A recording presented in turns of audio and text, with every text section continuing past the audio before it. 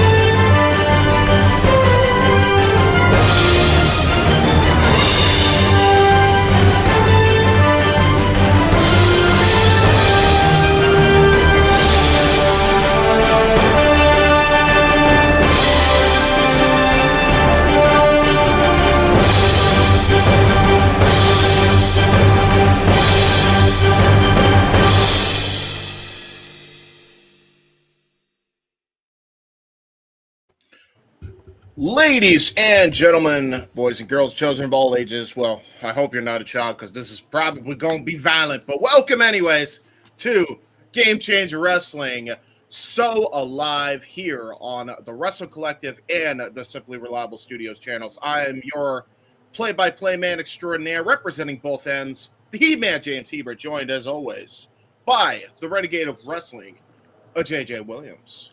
I don't know about as always. Usually you're joined as always by the Wrestlefish. That's fair. You know, I've been popping up a lot more here recently due to my work schedule and actually being in an environment where I can do this shit again. When you speak in broad terms, it's not a lie. This is true. This is true, but yeah. Got a good show here this evening. We do. Now, I'm probably already aware of the answer here, but Yes. I'm going to ask it anyways. Did you watch any of last night's show after your little shindig that you were attending? So short answer, no. Long answer, a lot of drama. After the fact, won't get into details. So literally right before I had to go live, like I think it was like an hour before I had to go live, I just got the promo out. So I literally have had no time to watch it back. Okay. Kind of all I needed to know to kind of handle the commentary and the discussion here. Yes. So I've opened up all the images here now. Yes, sir. We will start to go through these.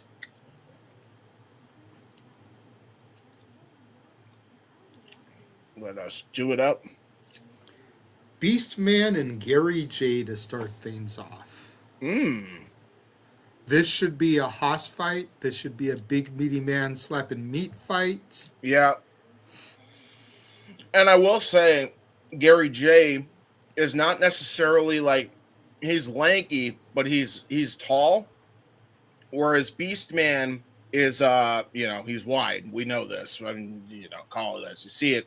So, two different styles of big hosses because you got the technical wizardry and the striking ability of Gary J on display, and then you're gonna compare that to Beastman, who just kind of throws his weight around, quite literally. So, it'll be an interesting matchup, I think.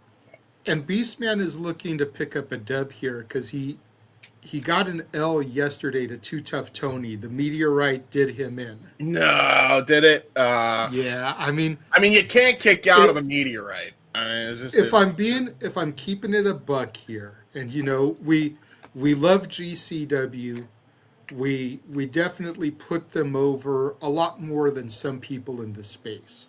Mm-hmm. That was the weakest match of the show. I'm not going to say it was bad match. I've seen way worse matches than that match. Yeah. But I've seen way better matches than that. It was definitely the weak spot of the show. Yeah, I mean... But I also wonder, and me and Ryan talked a little bit about this in regards to that match, I wonder if it's going to play into things on the Juggalo side of things, as Juggalo Championship Wrestling is going to be a part of the Collective in Vegas. Stranglemania is going to be the Thursday night or the Friday night show, I believe. Friday night. It's after spring break. So I'm wondering if, with the heavy focus that we have this weekend on some Juggalo talent, if that's going to play into things for that show come the Collective. Because both Beastman and Tony are JCW regulars. Yeah, I mean, you're not wrong. I'll say a couple things on that. Love him or hate him, Vince Russo has really got a very good, talented roster in Juggalo Championship Wrestling. And him and Brett are in a partnership. The partnership's still on. Well, the partnership isn't between Russo and Brett. It's between Violent J and Brett. Yeah, let's throw that out there. Vince Russo, for all intents and purposes, is just the guy that's writing the television. Yeah, and I'll say this much. Violent J is Vince McMahon. Vince Russo is writing the TV. Yeah, this is the perfect show for Russo to be writing, and also to be 100%. I don't think there's a better show that he could be writing for, especially when you consider the history that Russo has had, liking the ICP, booking the ICP in both WWF and WCW during his time, 100%. In those companies. So, hell, I think he even booked him for a stint in TNA. I was just recommended them to Ring of Honor at one point. So, yeah, they've been around the block a minute. 100%. So, yeah. Next match we'll get into. This one should definitely slap. Gringo Loco versus Marcus Mathers. Ooh, baby. Okay. Yeah. Now, Gringo Loco, the base god. We know his abilities. We know Marcus's abilities. However, Marcus has been in Japan the last 2 months working for Dragon Gate. This is his first show back in the States. I literally think he got back either last night or Thursday from Japan. Probably only didn't work the Kentucky GCW show because of jet lag and everything. Wanted to get a good night's sleep back at home before catching a flight to Columbus, Ohio to work this show. So now, but as talented as Marcus already was, he's got 2 months in Japan under his belt. On top of that, this is gonna fuck so hard right now, dude. Oh yeah, no. Well, here's the other thing: is that we got the lucha style made famous by Loco, especially in the Indies. Been a big advocate for lucha wrestling, going back as far as I can remember him in Combat Zone. And then you have Marcus, who, as you pointed out, just got done with the strong style stuff from Dragon Gate. He's coming back. Dragon Gate will also have their own collective show as well, by the way, folks. Yes. So, Wednesday night, part of the pre-launch and everything. Separate ticket. Yes. If you buy the package tickets to the collective, Wednesday's shows aren't included. Dragon Gate's part of the Wednesday night festivities. Yes. The only Wednesday night show we're not going to see, honestly. Yeah. Which sucks, but it is what it is. It is what it is. I'll say this much. This match should really do good, considering that aspect of Marcus. We know how good Loco is. I'm wondering how the styles are going to contrast now, because you got a guy who's basically becoming a hybrid, learning all these styles, but then you also have Gringo Loco, who's no slouch in the strong style himself. I mean, the dude's a big boy, and we've seen him hit hard. So we'll see what happens. I think this match has the potential to be match of the night, if I'm being quite honest. Oh, 100%. And, I'm going to try to stall here for just a second Mm. because Gringo Loco is no stranger to the Dragon Gate style himself. The, Oh, the first match that he has announced for his World on Lucha, if I can find it, is a Team Gringo versus Team Dragon Gate encounter. okay. Yeah, here Okay. it is. Here's the image. Give me 1 second. It's loading in here. Hmm. Oh, Bam. wow. Okay, I'm really looking forward to that, Damn. So, Gringo Loco, well traveled in and of himself, he's Mm. not going to put himself in this 6-man against Dragon Gate if he can't work the strong style. Oh, yeah. No, I agree. Couldn't agree more. And he's teaming with his regular partner, Arez, Hmm. and Vengador to take on these dudes. So, Oh, okay. I like it. so the next match we'll discuss is not going to be the only bloodbath, I'm sure, but Mm-mm. will probably be kind of bloody as Nate Webb takes on Shotzi Blackheart. Oh, my God. Okay. Well, I'll say this. This is definitely not the Nate Webb of old where he was doing moonsault fucking coast to coast concertos. But yeah, this is gonna be bloody. Oh no. Oh no. Oh, James is gonna be squeamish. Oh no. Oh no. You okay, Oh no. buddy? No, I'm not okay. I don't want to see blood. I want to see so much blood. A little blood's okay. That much is. Next match on the card, Yeah.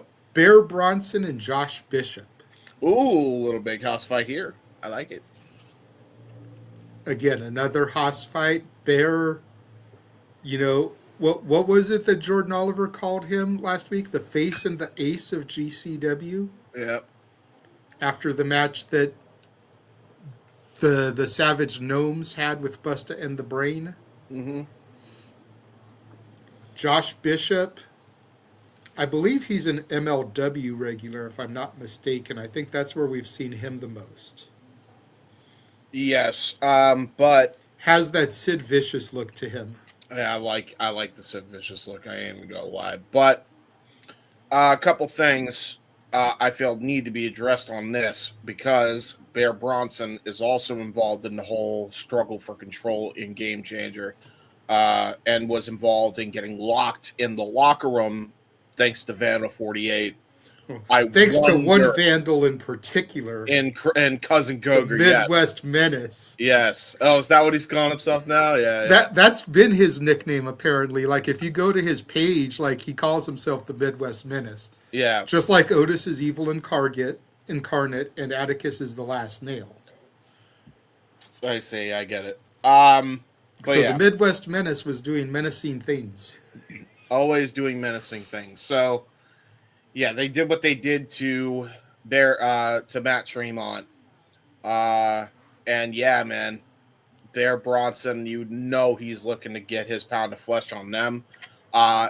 It'd be interesting to see if Vandal assaults him during this contest before, during, or after, or if he just has a straight up match and we don't see Vandal at all because they're waiting for their next opportunity to strike. Because you know how these groups kind of run in packs, and when they strike, you never know. So we'll see. I think a lot of it has to do with placement on the card. Because Yes. all members of Vandal are in action tonight. Yeah. Well, there you go. So placement on the card, I think, is going to be key there. Yes, and good to see you, Matt. By the way, in the chat, We both went to go put it up at the same time. Producer And man, Dev what's Dev up, in brother? the chat. What's up, Dev? You're shoptopsy.com. Are we all doing that now? Let's go. I like it. Stimming. So the next match is the first of 3 tag team encounters we're going to have on this show. Oh God. All right, here we go. hot off their loss last night at House of Glory to Private Party. Bane and Matthews taking on the Brothers of Funstruction. Damn. Okay. And that match was a hooper. Like, I know how you feel about Hog now that you know who is back. But Bane and Matthews had a hooper of a match with Private Party. Yeah, that doesn't surprise me. Bang and Matthews have been really good. I'm going to be curious to see what they get out of the Brothers of Funstruction, though. Yes. By the way, I'm not covering it. Doesn't mean I won't watch it back, by the way, because I am watching it in my private time now. But I definitely will check that match back. Also, Brothers of Funstruction's an interesting one, but it really depends on if they're going to go really, really gimmicky. However, they are gimmicky, but that's the thing is like that's the greatness about Brothers of Funstruction versus just about anybody that they wrestle. Bane and Matthews are those technical high flyers. Like they're your hoopers. Are the mind games, are the carnival antics of the clowns gonna fuck with them? Well, or are they gonna be able to overcome that? They certainly are carny, that's for sure. Anyway, we'll see how it goes. Well, speaking of carny, we've got Violence is Forever versus the Outbreak. Okay, no, you know what? I fuck with the Outbreak. Okay. This is like if the Sinister Minister decided to go full carny. The manager. I love this act. Oh, Barnabas the Bizarre? Yeah, Barnabas the Bizarre is my favorite in Juggalo. I love this guy. Like, legitimately, this is some sports entertainment I can get behind right here. I like the Outbreak a lot, actually. They've grown on me like a fungus. Ironic, because they're zombies. But Violence in Forever, back to what I was saying about Bane and Matthews, those are your technical submission, hard-hitting brawler motherfuckers. Are the Outbreak going to rattle them and get them off their game? Yeah, fair. You know, we've got Barnabas the Bizarre at ringside. Is he going to be able to distract Violence is Forever, allowing his boys to get the dub here? Like, there's a lot of things to factor into this match. Yeah. That's a valid point. We'll see what happens, but I'm looking forward to that because they actually are good workers as well. So credit where credit's due. Next up, the last singles match we're going to discuss. Cousin Koger versus Vipress. Oh, not again. Leave the women alone, vandals. No. Why? If you're going to be a vandal, you're going to take on everybody. You're going to domestically abuse me. Well, to be a Vipress, first of all, La Chola, I believe is part of the LGBTQ community. Fair, but still. So there's already that going for her. No. You know, women want to be treated as equals. Napier is just doing that. Equal rights, equal fights is what Napier says. 100%. I mean, if Shotzi can get in there and bleed, I mean, let's not forget about the match that Vipress had. I think it was against Cyclope. Yeah, true. Yeah, no, that fucked. That was a bloody ass encounter. Listen, I hear it. Like, Vipress is no slouch. If Napier wants this smoke in what I believe is only his second singles match in GCW history, his debut singles was last night. Yes. If Napier wants the smoke, Vipress is the type of chick that's like, fuck you, I'm going to bring it. I know, and I hear it. However, I feel vandals aren't competing. They're trying to maim women. They're trying to take out the entire roster. Yes, and women. And that just happens to include the women. And it makes me scared, and I don't like it. And it is very uncomfortable. Well, I understand your point of view. but it just is what it is. Read in the chat again. What's up, my boy? I was telling my partner here, James, that you were here yesterday. Hello, my friend. Good to see you. Don't mind me. I'm freaking starving. I hope Dev is actually going to watch the show along with us. That way he can talk about some of the stuff on Queens Road tomorrow on the Wrestle Collective YouTube channel, which you can go subscribe to by following that up there. And for all your Wrestle Collective merch, go to shopdebc.com. Yes, in fact, I have the graphic right here, guys. Queens Road tomorrow on the Wrestle Collective, 7:00 p.m. EST on the Wrestle Collective YouTube channel and X. Go check them out right now. 4:00 Pacific for those of you like me who are on the West Coast. Indeed. Anyway, next match. Yeah. Now that we had that shameless show out of the way, but on the real, I hope that Dev does watch some of this since he's in the chat. That way he can, talk a little bit about the GCW stuff that we've been covering. If he won, I know Soto will. Last match that I have in here, probably going to be our main event because it is the Cogers, Vandal 48, taking on the Second Gear crew. I feel like we've seen the Second Gear crew at a hog show once. That was the last time we saw them. So interesting to see them here again going up against Vandals here. Yeah, we'll see how it goes with the Koga brothers to see how they get involved in the entirety of the show. You got to imagine that is fresh in the minds of every Game Changer fan, myself and you included, with their hostile takeover from the last show that they were on. So, well, the last show they were on was yesterday, and it wasn't as hostile of a takeover. Well, fair enough. Last show that you saw. Yes. And we're seeing the highlights from that last show, Baller blocking.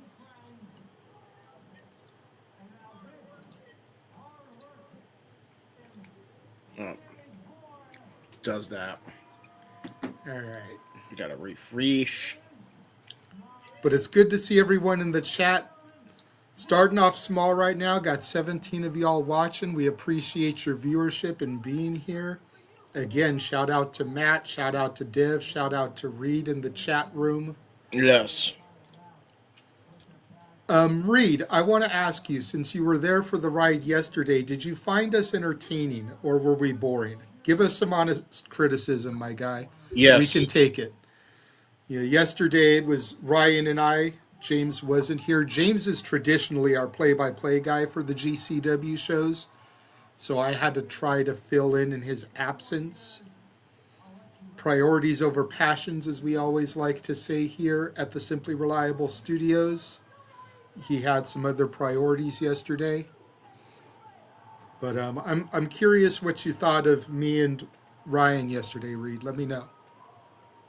Yeah, that'd be good, man, because, we're going to be covering a lot of the Mania weekend happenings. Oh, yeah. And he's going to be there for a lot of it, too, so hopefully I'll be able to meet up with him. I do have a dinner plan. I don't have an exact date or time set, but one of our buddies, a man that you interviewed, recently announced that he will be in Vegas. So Walter and I will be hooking up with Doug Malo and grabbing a meal with him at some point over the week.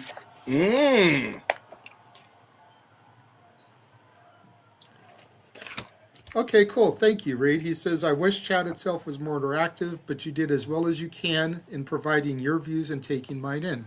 Yes. Thank you. Appreciate that, brother. Yeah, I appreciate the praise. We do have this thing called ADHDism, as we are on the spectrum. Myself and Ryan are. So, and you know what? I probably am. I've just never really been tested for it. Yeah. But I would not be surprised if I got ADD or ADHD or even a little touch of the tism myself. You said it, not me, because I also agree. But yes. Oh, hello, car. But yes, there you go, Reed. But yeah, this shocked the hell out of me though. This Joey Janela assault on Brody. Okay, I was talking to Ryan a bit about this yesterday. I think it's a little bit ironic in the grand scheme of things, you know. As a Disney nerd here, I'm going to talk about the Circle of Life for a moment. Okay? Joey Janela, in the span of a year, had Sabu's last match, Yep. and will have Brody Lee Jr.'s first singles match as an active competitor.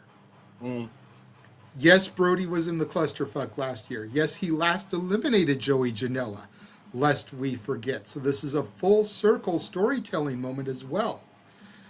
But for Joey Janela to go from having the final match of the legendary Sabu's career to the very first match of a kid who's only 14 years old and could become a legend in the business if he ends up becoming as good, if not better, than his old man, the late great Mr. Brody Lee. You know, Yeah. that's a hell of a circle of life moment for Joey Janela, That's valid. and I'm here for it. Yeah, true that. Are there any crossover talent on the GCW event? It depends what you mean by crossover talent, good sir. There's no like AEW or TNA on the show. We do have WWE ID prospect / Evolve talent Marcus Mathers on the show. Yeah. We do have Juggalo Championship Wrestling talent, the Brothers of Funstruction, the Outbreak, and Beastman on the show. Yes. So if you're talking about AEW TNA, like how we sometimes will get like a Megan Bain or a Billy Starks, that's a negative. That is a negative. But and we're starting with Joey Janela here, who was not advertised for a match. Typical GCW fashion, always giving us some kind of, you know, impromptu contest to kick things off. And Joey actually is shocked, by the way. Crowd cheering for Joey Janela despite the assault he gave Brody Lee Jr.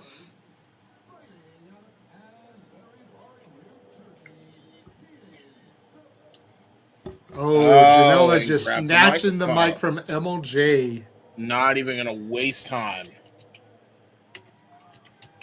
Right on, Reed. That's the same thing with us. Like, we're going to be doing so many shows at traditional dinner times that we haven't made too many, like, day and time plans. But I'm thinking either Tuesday or Wednesday are going to be the best opportunities for us to meet up with people, maybe Thursday. But yeah, you know, we'll just figure everything out when we get closer to that date and see where we can squeeze shit in. But it would be cool to meet up with you at some point, whether it's grabbing a bite or whether it's just shaking hands at one of the many shows that GCW is going to be putting on that we'll be at. Moxley used to frequent GCW, but I don't think he has since he lost the GCW championship. Yeah. Which I want to say that was back in like 2020 or 2021 that Mox lost the title. Let me see here. I've got the wiki up. 2022, he lost it to Nick Gage. So I don't think he's frequented GCW much since then.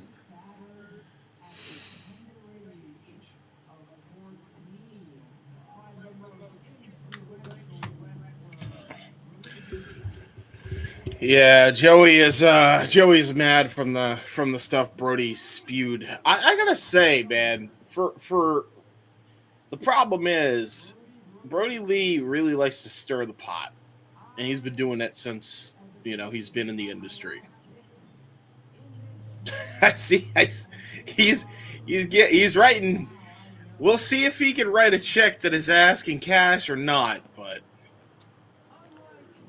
Look, I've said it before, I'll say it again. Joey Janela is good at putting people over. He's doing all this shit to garner heat. Yeah. And at the end of the day, he's probably going to lay down for Brody Lee Jr. Oh, yeah, probably. No, it doesn't. He's probably going to put him over in the biggest way possible. Yeah. That's right, Reed. I forgot. Bear is on the show. So we do have Bear Bronson from TNA on the show. Thank you, Reed. I forgot about that. It's like we literally just talked about the match, too. Are you hearing what this guy is what he's spewing here? No, I'm probably going to have to rewind it Bro! back later. Oh, Anakin Murphy. He no-showed yesterday. Well, they had him filled in with somebody else. Well, here we go. Bell rings are underway. We're not even going to waste any time here. Fair enough. Yeah. So basically, Joey Janela just went after Brody Lee's parents, saying that they're meth addicts. That was crazy. Wow. Okay. Yeah. And now we got this match. Yeah, Janela, since you're fighting Anakin, let the hate flow through you, my guy. Holy shit. Wow. This is Anakin before he turned to the dark side. Yeah. See, this is what I love about people like Reed in the chat, and we had Frankie last week, is they got the insider scoop. Apparently Anakin's flight got fucked yesterday. Gotcha. So that explains why he no-showed. Well, I mean, it's not that he no-showed. His flight no-showed. That's how I see it. Shit.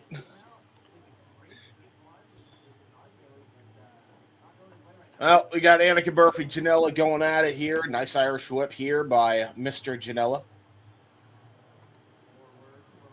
About to run charge here. Ooh. It's inner splash, but Anakin gets out of the way. Cutter out of nowhere from Anakin Murphy. And right now, Anakin has the high ground. Forget Obi-Wan. Yeah, absolutely. You got Anakin Murphy now. Looks like he's going to go for a springboard. Coffin drop. Oh, he got caught. Oh, no. Onto the floor. Dragon suplex onto the floor by Janela. Jesus. I think Anakin... Anakin is dead. Dead. Yeah. I think he did the die. Oh, Bear's plane got fucked, so he's not on the show tonight. Interesting. Okay. Do you know what the replacement is, good sir, for Bear Bronson? Because I know he was supposed to fight Bishop, I think. Joshua Bishop, yeah. We'll have to see what happens. Yes. Another dragon suplex. Yeah, I think Joey rolling Anakin over, but only a 1 count. I was about to say, he says no, they didn't name it. Okay, gotcha. I will tell you right now, man. Props to Anakin Murphy, but I would say, honest to God, just live another day. Live to fight another day, Anakin. Getting snap-nared here. I feel like Janela's just making a statement. Oh, my God. Penalty kick right to the upper back. Just crumples Anakin down on the canvas. Jesus. Yeah, it's like he's seeing Anakin Murphy as Brody Lee Jr. almost. You have to imagine. Like, Janela just sees nothing but red here after what happened last week. Vicious punch right to the jaw.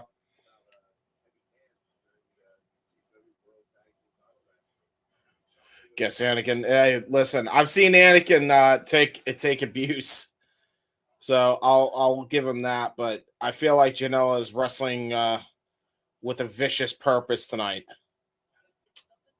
Gonna get a springboard though. Hits a cross body. Does Anakin? Oh, good pin cover as well. Very astute pin cover as well by Anakin Murphy. I'll give him credit there. Nice reversal out of that. Going to counteract that discus elbow with a pump kick. Super kick, though, by Janela. And immediately goes for a brain buster. Lateral press hook to the inside leg and a kick out. Emphatic kick out by Anakin Murphy. He is not going to stay down here.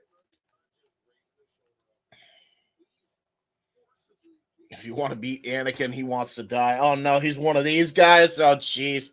Well, that's the problem is with the way Janela's been, he very well might try to do that, considering he assaulted a 14-year-old kid last week. I wouldn't put it past him anymore. He's looking for a weapon as we speak right now. Oh, God. Now just choking Anakin Murphy right when he was trying to get his bearings back, and then it just hit the forearm shiver. And now Janela says, screw it, I'm going to get my own weapon. It's going to go to the back. Oh, God. Oh, God. He's got a pile of steel chairs, bringing them in the ring. Oh, no. Oh, no. Hey, Reed, you remember how he said Anakin wants to die? I think he's going to get his wish, because I think Janela's going to make him die. Oh, my God. A bed of chairs set up in the ring here. Look at the bandage already on the back of Anakin Murphy. He got fucked up at some point during this week. Brutal chop there by Janela. Vicious forearm again. More forearm shivers. And Anakin Murphy trying to just fight back, and then just gets palm striked right upside the jaw. Might as well have been a power slap type of slap. And now Janela, possibly looking for the Death Valley driver. Going to try to set him up onto the bed of chairs. Reversal, though, by Murphy. Uh-oh. Murphy, tornado DDT onto the bed of chairs. Right onto the head of Janela. And now Anakin Murphy is back in control of the matchup. And that may have been the moment that he needed. And to your point, Reed, I'm just noticing he just got punched straight in the jaw, right in the eye socket almost. He might be trying to target that black eye. And now Anakin Murphy's setting up chairs here, setting him up in the seated position. Oh, what? What? I'm sorry. Why? Anakin Murphy, why would you do this? This fucked up Lego erector set of chairs. Somebody wants to die. Yeah, is it going to be Janela or Murphy? Probably now. Murphy.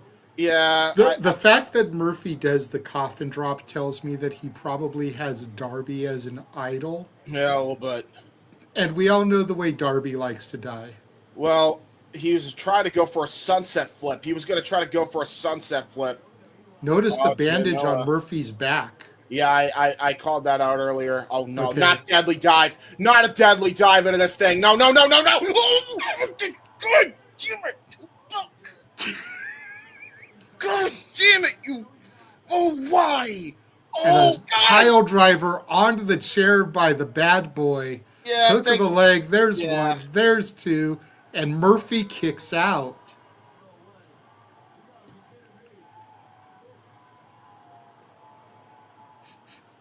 What? I love it. Reed's like, because it's Anakin. Anakin just, oh my God. Yeah. Well, after this match, Anakin may be more machine than man.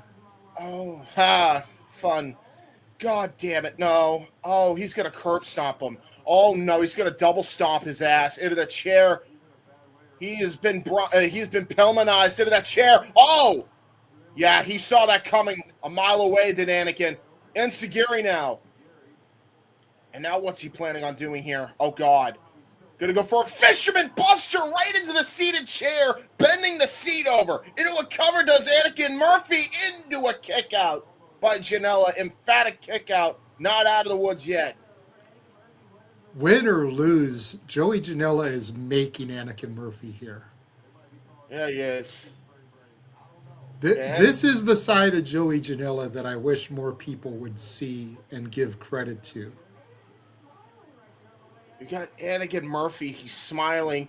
The bandage has now come off. We see that giant scar on his back. Oh, God. Sabu chair throw right into the head of Anakin Murphy. Oh, God. And now a superplex set up for the cactus. Oh, no. Powerbomb. straight up power bomb. No, Reed, James is not going to the collective. Originally, the whole plan was supposed to be that all of us from the Simply Reliable Studios were going to meet up there.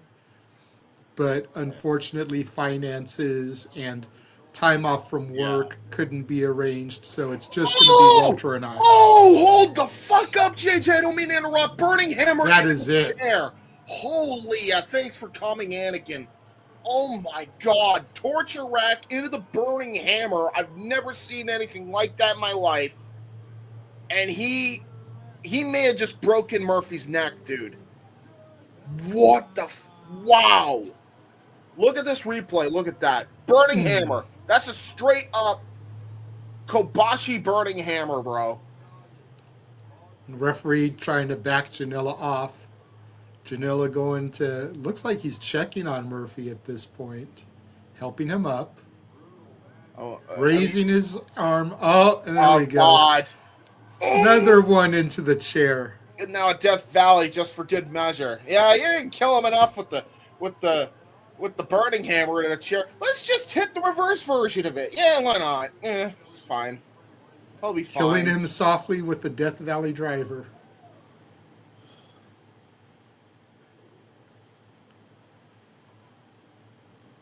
Well, again, despite the loss, Anakin Murphy just got fucking made by Joey Janela. Yes. By the way, Reed. And we're taking a look at the Outbreak here. By the way, Reed, I will tell you, I am naturally squeamish at all this stuff.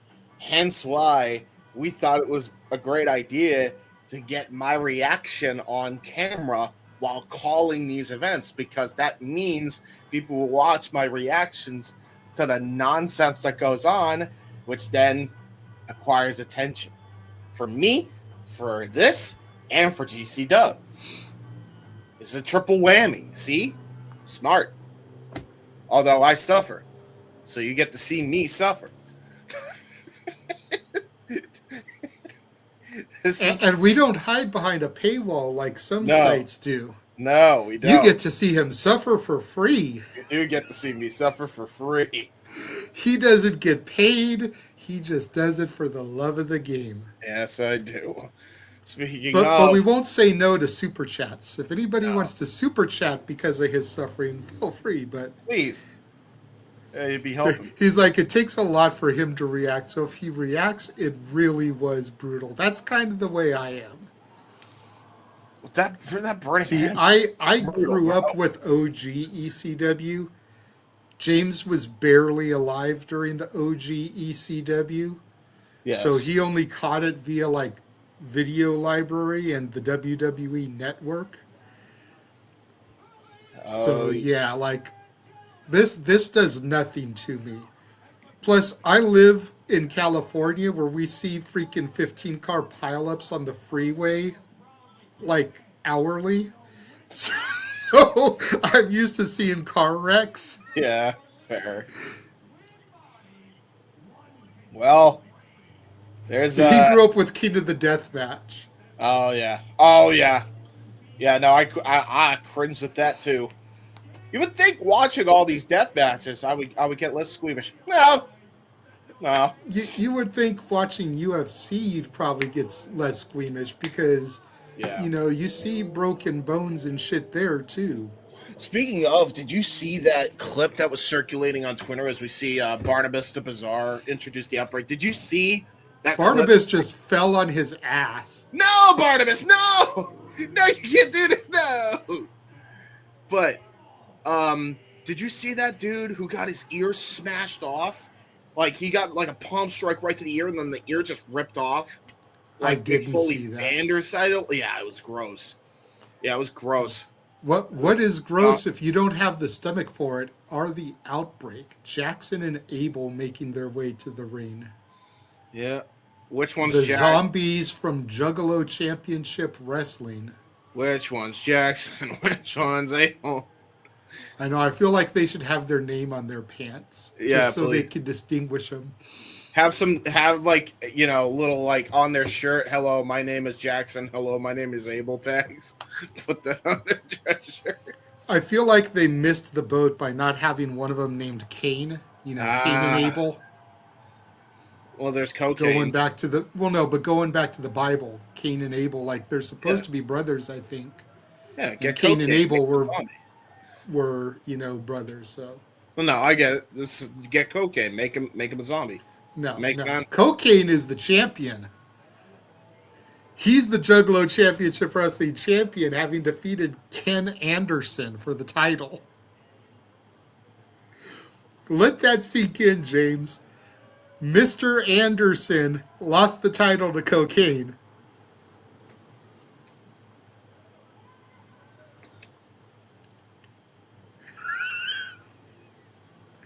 And apparently Jackson is the blonde. Okay. Wait, there's a blonde? There's a blonde? I can't help this. Oh, okay. I can see the blonde a little bit, but I'm like, what? Apparently Jackson had a very Atticus-like gimmick prior to this. Maybe I'm colorblind. Who knows? So. I think the one behind is Jackson because he has a little bit more of a blondish tint to him. Oh my god, I get why they're doing this match now. Because Violence is Forever's theme song is Zombie. That's hilarious. That's why. All right. Well, there you go. Your girl Scarlett Donovan, the official for this contest. Yes, the best official in the Independence game right now. And now Violence is Forever tossing the jackets. This is going to be an interesting matchup for sure here. You got two of the best technical wrestlers, high IQ in the ring. And then you got two wrestlers that, well, literally share an IQ, which is the equivalent of maybe 2 brain cells. Two bodies, one mind. 2 bodies, 1 mind. So, yeah, Barnabas the Bizarre. You get, I believe the gimmick is that he is controlling their minds because he's a magician. I believe that is the gimmick here, or at least that's what's going on. You got Kevin Koo starting off against Abel. Yeah, trying not to get caught up by the other zombie here. You ever think that Kevin Koo and Dominic Guarini, since their name is Violence is Forever, ever played Black Ops? Probably. I like the look of this venue, dude. That whole balcony just looks nice. Sick. Yeah, it looks very classy. I was about to say if they did play Black Ops though, that would be great training and preparations for this match, so they know what the hell they're dealing with.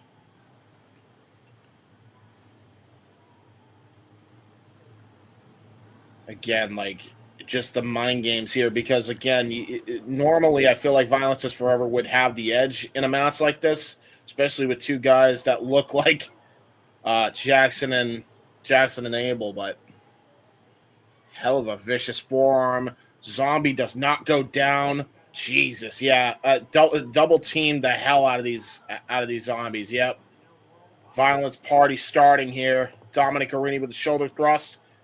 Hell of a hesitation drop kick by Kevin Koo. Sets up for a Manhattan drop. Sliding D-lariat combination into a cover. Hooked to or lateral press there by Guarini. And only gets, I think, barely a 2 count.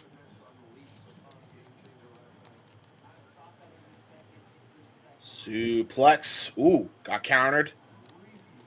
I'm actually surprised that the zombie countered. Oh, Barnabas the Bizarre. No. Getting involved again. No disqualification in Game Changer Wrestling. Oh, my God. Oh, hell of a body splash there by, I believe that's Jackson. Another one by Jackson. And there was Abel with a hell of a body. Oh, good wrestling technique here by the zombies. I'm actually shocked there. Nice, good tag team offense. It is a discus lariat. Only gets a 2 count, but impressive nonetheless. Hell of a back rake as well. And now you got Abel just stomping the hell out of Guarini. Bam. This is insanity here. Like, we thought that they weren't going to be able to wrestle good just because of the way they look, but then you forget that they actually are good wrestlers. I don't know where Barnabas found them, but before in a different life, they were great wrestlers apparently.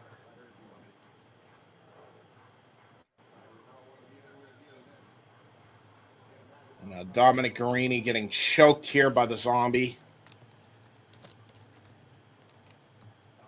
Big uppercut. Jeez, that was a vicious uppercut. That was just a straight up uppercut.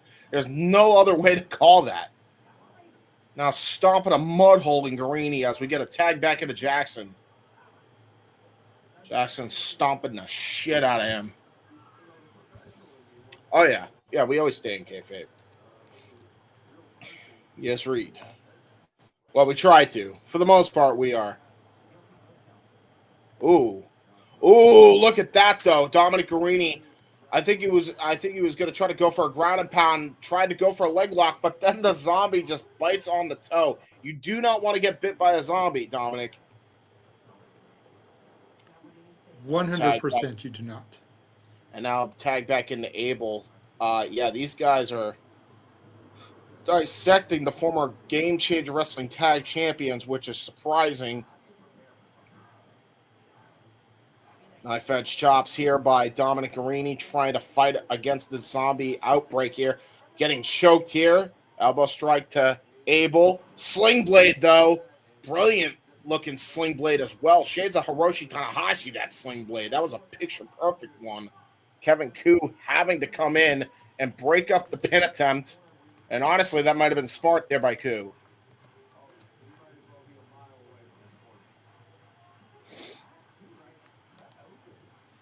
So they were former wrestlers. Keep in mind, I've only known about the Outbreak since they've been showing up in Juggalo.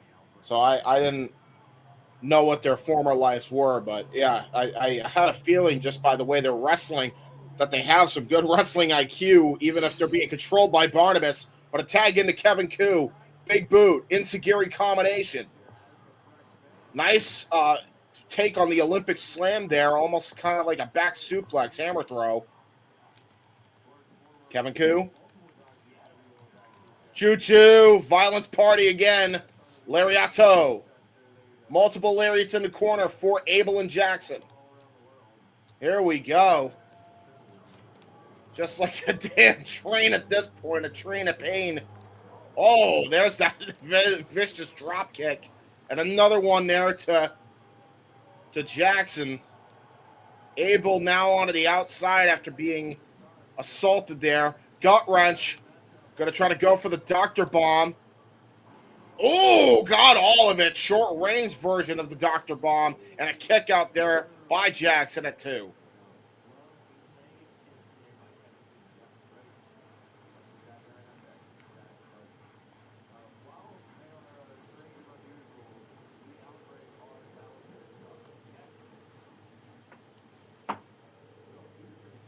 Yeah, honestly, you're not wrong. You're not wrong, Reed. There's definitely an interesting tag team to have. Uh-oh! The bite! The zombie bite! No!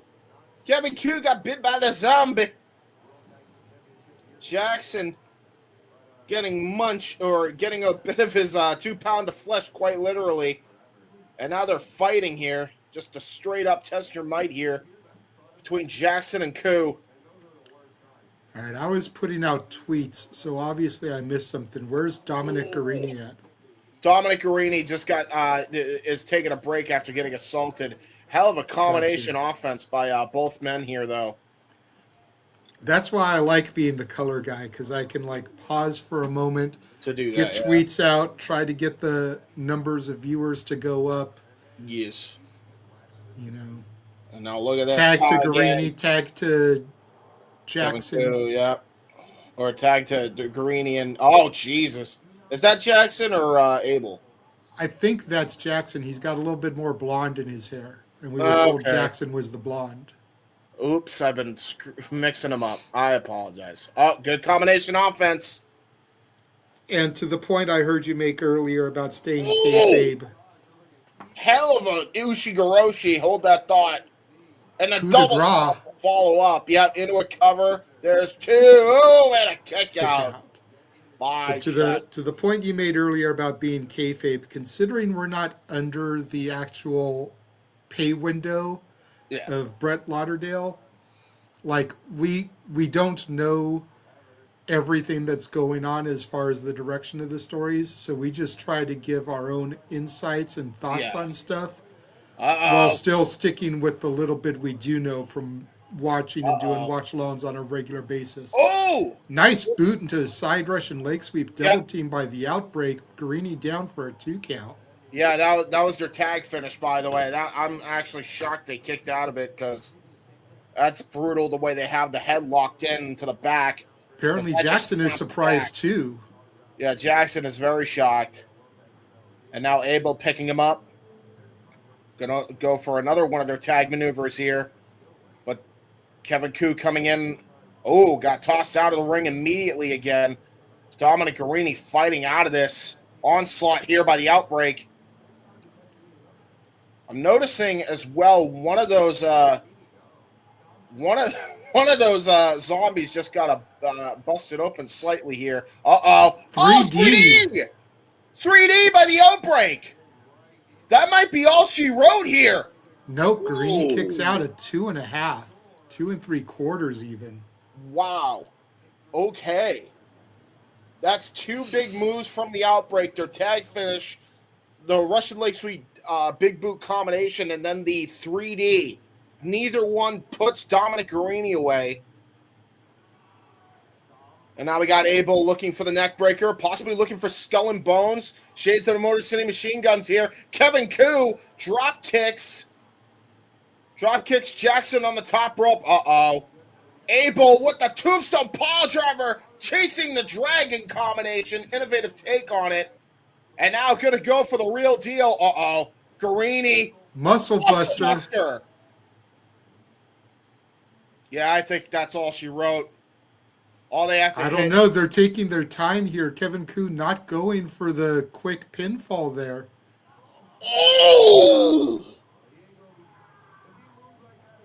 Oh my God, and take on the DIY collision course, and now chasing the dragon! Big boot to the back of the head. 1, 2, hell of a tag match. Wow. Statement victory for Violence is Forever. I still think we're working our way back to Violence is Forever versus Busta and the Brain again. It wouldn't shock me. It was almost a year ago that Violence and Forever were upset by Busta and the Brain for the straps at Spring Break last year. Yeah, and to your point, Violence is Forever just did the belt symbol. They did the belt taunt. They want their tag titles back.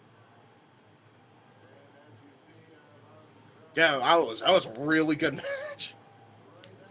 Wow. Okay. Yeah, Reed, definitely educate us on Jackson and Abel more, my friend, because I was impressed by what I saw. I'm always impressed every time I see the Outbreak, which is why I'm so into the act. Yeah, because 100%. They actually can hoop. They're really good wrestlers, guys. Like I told Ryan yesterday, like, I'm curious what a meet and greet with them would be like. You know, now that I've had an experience with the Brothers of Funstruction. Yeah. And those dudes are just fucking chill as hell. Like, they seem like the type of dude that if you asked them, hey, you want to go to the bar and catch a couple of drinks, they'd be like fuck yeah, let's go. They would be, or they'd be like. But Outbreak, with their whole gimmick being zombies and shit, like, would they just stand there all like, you know, like drooling everywhere? Or would you actually be able to get like a conversation with them? Could be. Taking a look back at Baller Blocking last week and the violent assault, speaking of Violence is Forever. Mm-hmm. Just the massacre and the crucifixion that was of Matt Tremont. Yeah, that's it's a vicious assault for damn sure. I'll tell you right now, the tag team division is looking beefy. You got the Outbreak, you got Violence is Forever. Technically, You've got too. the Brothers of Funstruction. You got the Yeah. Vandals. Yeah, that's what I'm saying. The tag team division's got some contenderships there. You got For Bane real. and Matthews. And you've even got you've got, yeah, I was going to say, you got Bane and Matthews. You've got High Seas. You've got To Infinity and Beyond. You've got Epic Shit. Yeah, there's some teams here.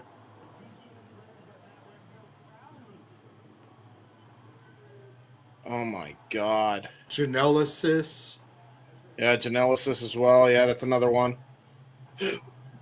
I mean, I think Janela's got some preoccupied dealings with a 14-year-old as we're seeing this violent assault. Well, It true, but if we're being honest, that angle with Janela is probably only going to run through spring break, yeah. and Bust in the Brain probably ain't losing the belts until at least spring break. So, it all can still align for Genesis.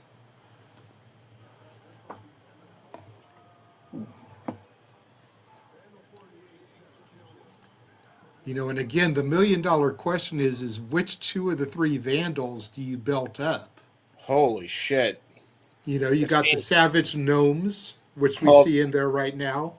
yeah, we got to see That's this. another tandem.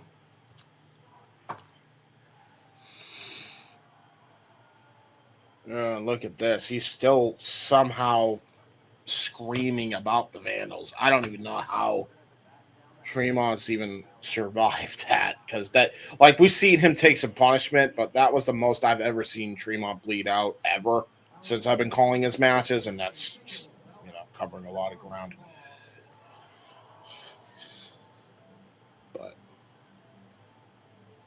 And here we go. We got Beastman versus Gary J.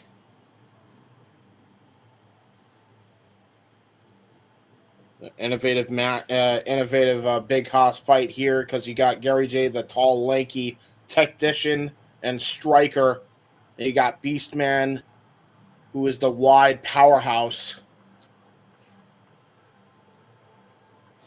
Shout out to the 72 of you that are watching right now. Let's Yeah, try and get that number to 100 by the time this match with Gary J and Beastman is over. If you're watching on the X, retweet, share it to your followers who may not be following us. Yes. Let's try and get those ticks up to 100 before this match is over. Yes, sir.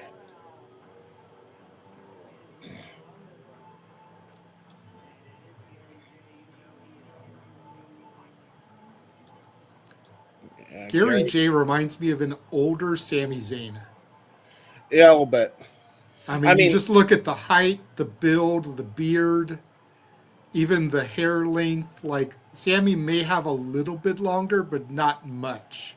I was about to say, I mean, has Sami Zayn ever looked young? Yes. I mean, he has, but when he was Generico, he did. Because I got the privilege of seeing him a few times without the mask. Just respect to the Luchas, never took pictures of him without it before he became Sami Zayn. So this is valid. Yeah.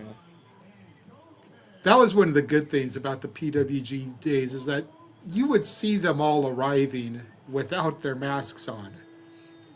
And over time, you were able to put together, okay, well, that's who that is in the mask. That's who that is. That's who that is. So, yeah, you could take pictures with them out of the masks. And I know a couple of friends that took a picture with a wrestler named Ronan, unmasked. But I never did that unless they had done unmasked before. I managed to score a picture with Rey Mysterio after he came to WWE without his mask. And that one I posted because he actually had been unmasked in WCW, so it wasn't like a big deal. Here comes Beastman. You know what I mean?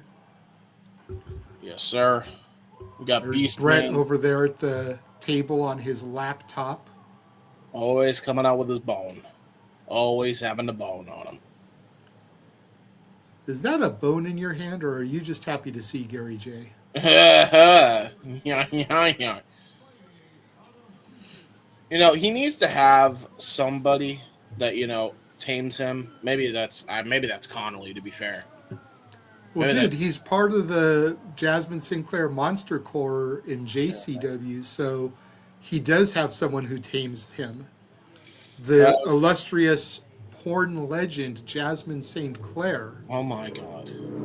Well, let's call it a buck. That's where she made her name. Granted, she's been in the wrestling biz, in and out of it since 1999, Yeah, true. but she established her name in other industries, if you will. Valid. I'll You say know, this: does that mean who steals the fruity pebbles of Beastman? that's a fair question. It's a fair question. Beastman charging right into Gary Beast, J. yes. Gary J getting out of the way. Beastman goes up and over the ring there. Gary Oh my J now God. suicide dive, tope suicida through the ropes. I would keep going on the offense if I'm Gary J. Yeah, pump kick. Bicycle kick, Oh forearm no. shivers, giving Beastman a seat here. Nice chop. Gary Yeah. J, a house of fire here in the early goings, James. Yeah. Oh God. But he just got caught by Beastman. Oh. Okay. Smashes his hand into the post. So that was smart by Gary J to duck out of the way. But you do not want to get hit in the gut by this big behemoth of a man. Oh my God. Hell of an open hand chop.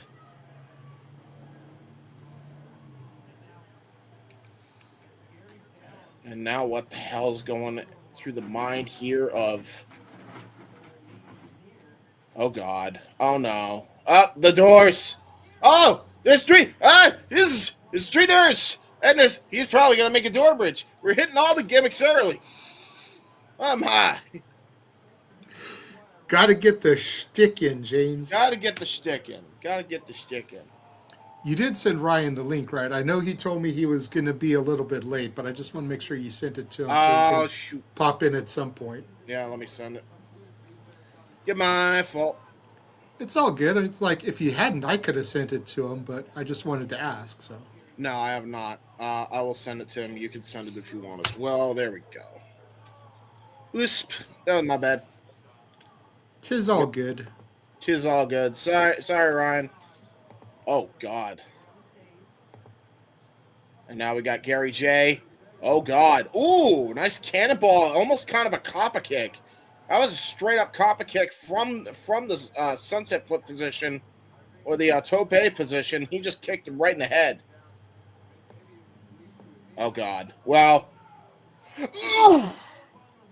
Powerbomb on the floor. Okay. Yep. Gary J might have some complications. Oh God, he got powerbombed out of the door. He might have smashed off that head first. Look at this again. Copper kick. Oof. Right to the side of the head. But you got Beastman who's in control after that vicious powerbomb on the door. I think the back of the head of Gary J may have smacked off it.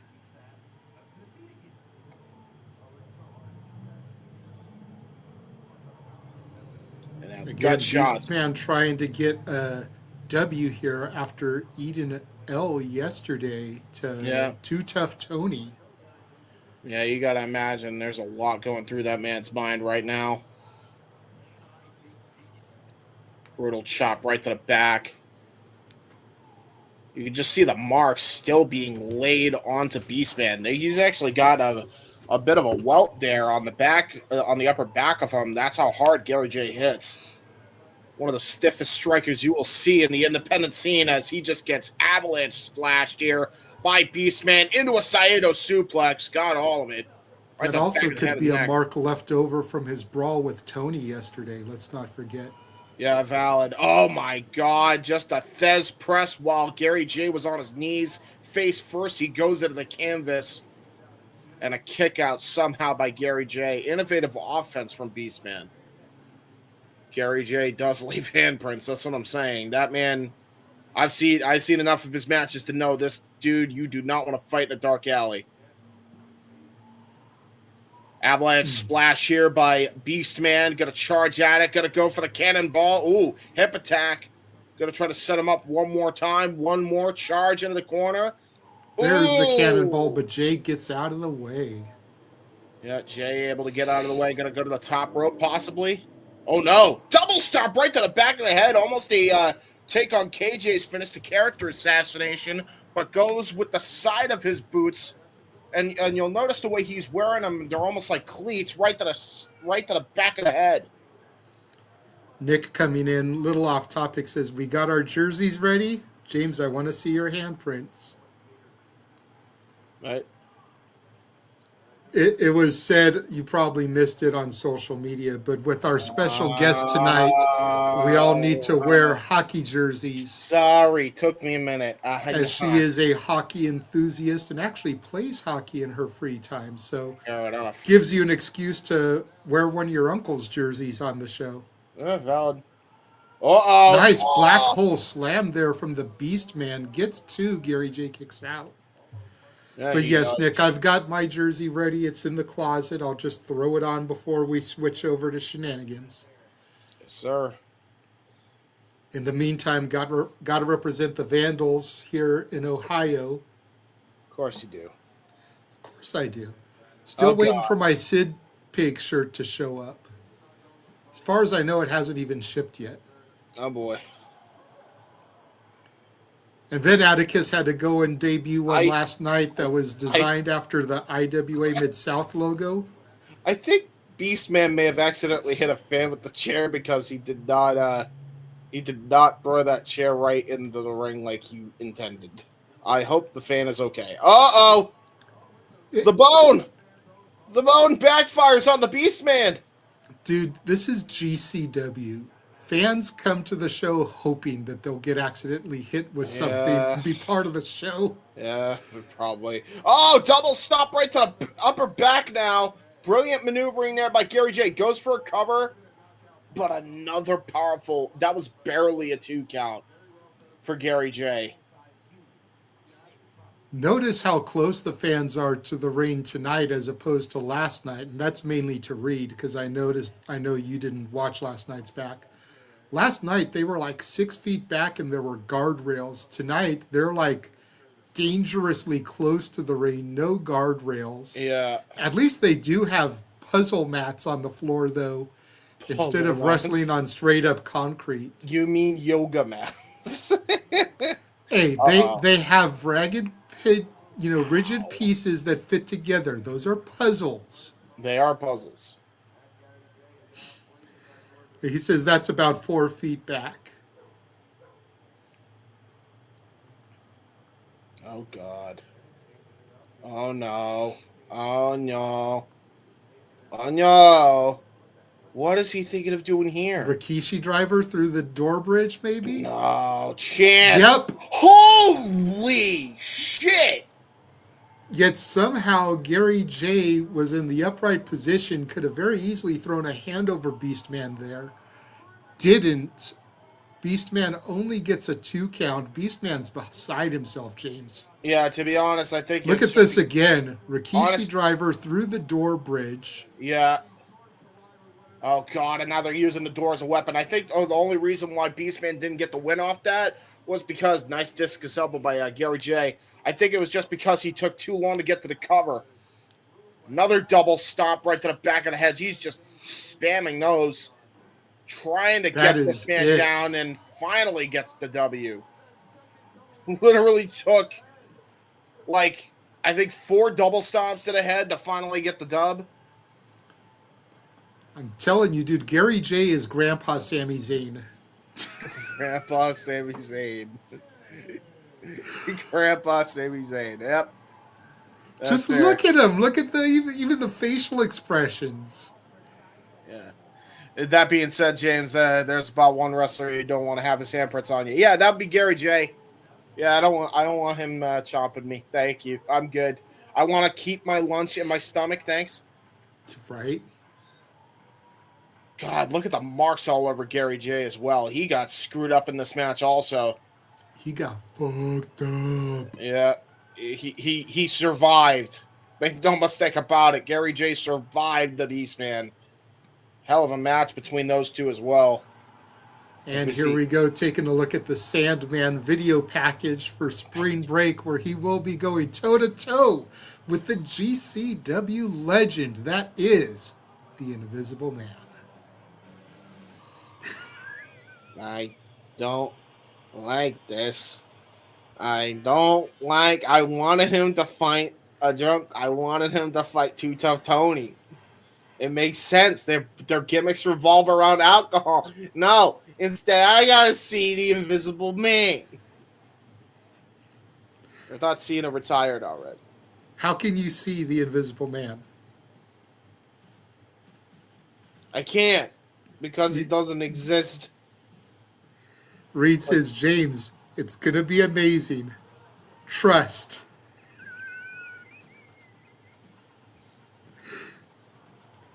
If Hack wants to do this, it'll be good. If Hack wants to do this, I'm sad because this man deserves to go out against another drunk, and that's what I wanted. Instead, I gotta see a person. He doesn't exist. He's not a thing. It's like Santa Claus and the Easter Bunny. He's not real. Sorry, children, if you're watching this. I'm only kidding. I'm only kidding. I was going to say, we have Santa Man on the shows yearly, okay? So how dare you say that Santa Claus Well, does I mean, not Saint Nick was actually a person. That's fair. I guess, technically speaking, the Invisible Man is a person, too, because, John Cena. Wait, then that means he's not retired, by that logic.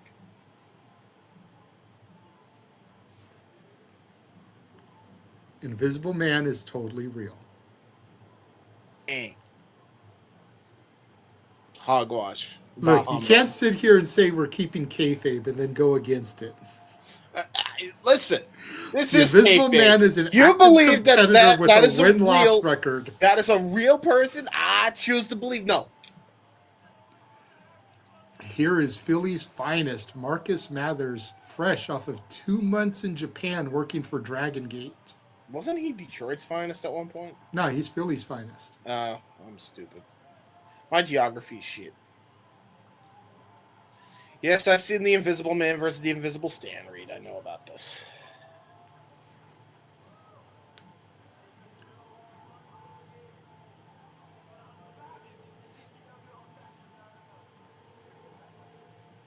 He's going to get back on top, says Marcus Mathers, ready to come back into the thick of things here. I like the gear, the purple and black with the green trims. Yeah, a little Joker vibe going on here.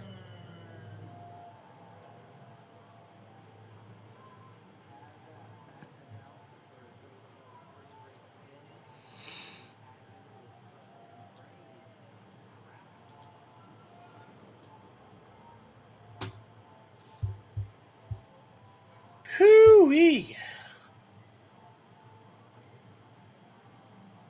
I love that A Day to Remember gets some love in the wrestling scene, though, because I feel like not enough people use A Day to Remember for wrestling songs. And here comes Gringo Loco. Mr. Loco is now making his way down to the ring. He's all about that bass, no trouble.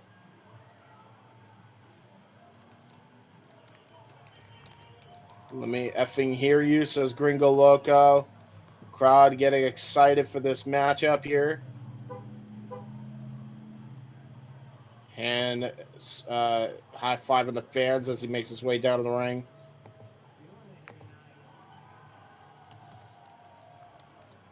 Gringo Loco, one of the bigger luchadors. But no matter as long as you can hoop, and the man can hoop. I like me a big house, and this man's the biggest of houses. You're a big ass boy.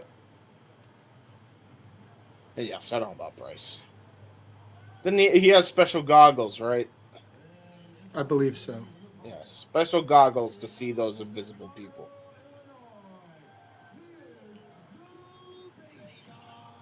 Yes.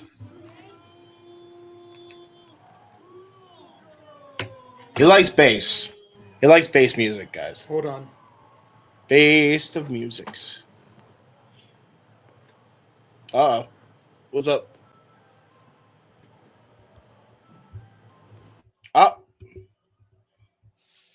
Ding, ding, ding.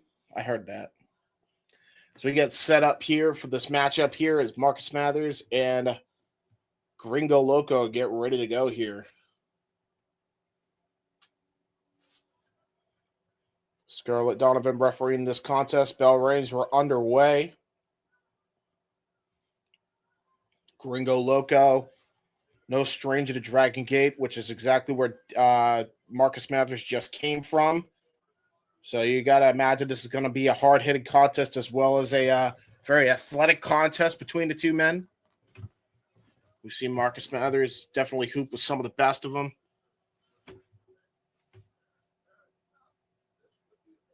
Various different styles have been under the tutelage. And again, this guy absorbs information like a sponge, does Marcus Mathers.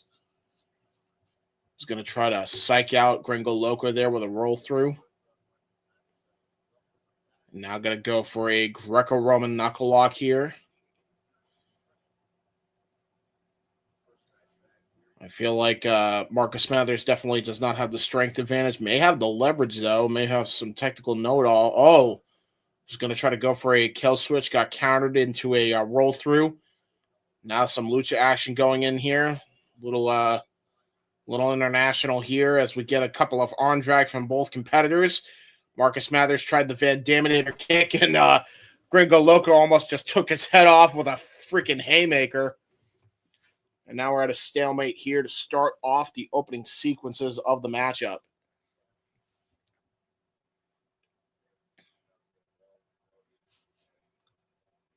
I'll take JJ out while he gets his thingies. I believe that may be his food. In which case, we'll do that. Little drop down there from Marcus Mathers. Was about to get caught with a cutter there by Gringo Loco. He saw it coming. Ooh, was going to try to go for the copper kick. Loco saw it coming. Now a little bit of mind games potentially as the Rick Rude hip swivel there by Gringo Loco. Taunting Marcus Mathers. And now, Marcus Mathers tried to charge right at him and got baited into an open palm strike. Very nicely done here.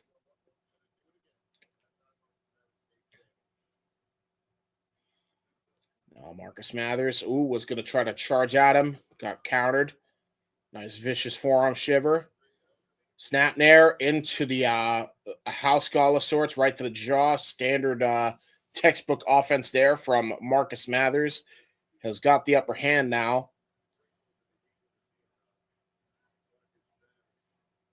And now instead of going for some mind games, going to immediately go on the offensive here. Nice knife edge shot. Vicious forearm there to follow that up. Man, honestly, it might not have even been a forearm now that I think about it. It might have just been a straight jaw jacker punch there. And now going to go for a vicious forearm. That one definitely was a forearm shot right to the point of the elbow. Irish whip. Got caught in a tombstone position. Marcus Mathers immediately grabs the top rope. Noticed the danger he was in and immediately countered it. Was going to try to bring himself back into the ring, Shawn Michaels style. Gringo Loco says, I'm just going to bring you in my damn self. Just ragdolls him over the top now. Nice reverse Falcon Arrow. Gringo Loco just hits almost like a pancake maneuver. Jaw first, goes Mathers into the canvas. Going to go for a cover. Hook to the far leg, kick out at 2. Got Marcus Mathers now trying to check on the jaw. May have dislocated it a little bit here. And you got to imagine he's been through the ringer over at Dragon Gate, so that especially hurts taking a move like that. Open palm strike by Gringo Loco. Gonna go for another one as Mathers is trying to get out of the corner here and just getting held there by Loco. Now an Irish whip. Back elbow strike. Textbook offense there.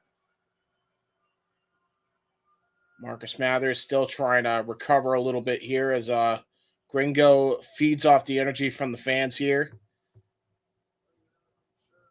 Back elbow strike right to the chest and a kick right to the gut. That was just a straight martial arts kick right to the diaphragm there. And now you got Gringo Loco. Going to go for a power bomb, turning it into a razor's edge. Oh, full throttle.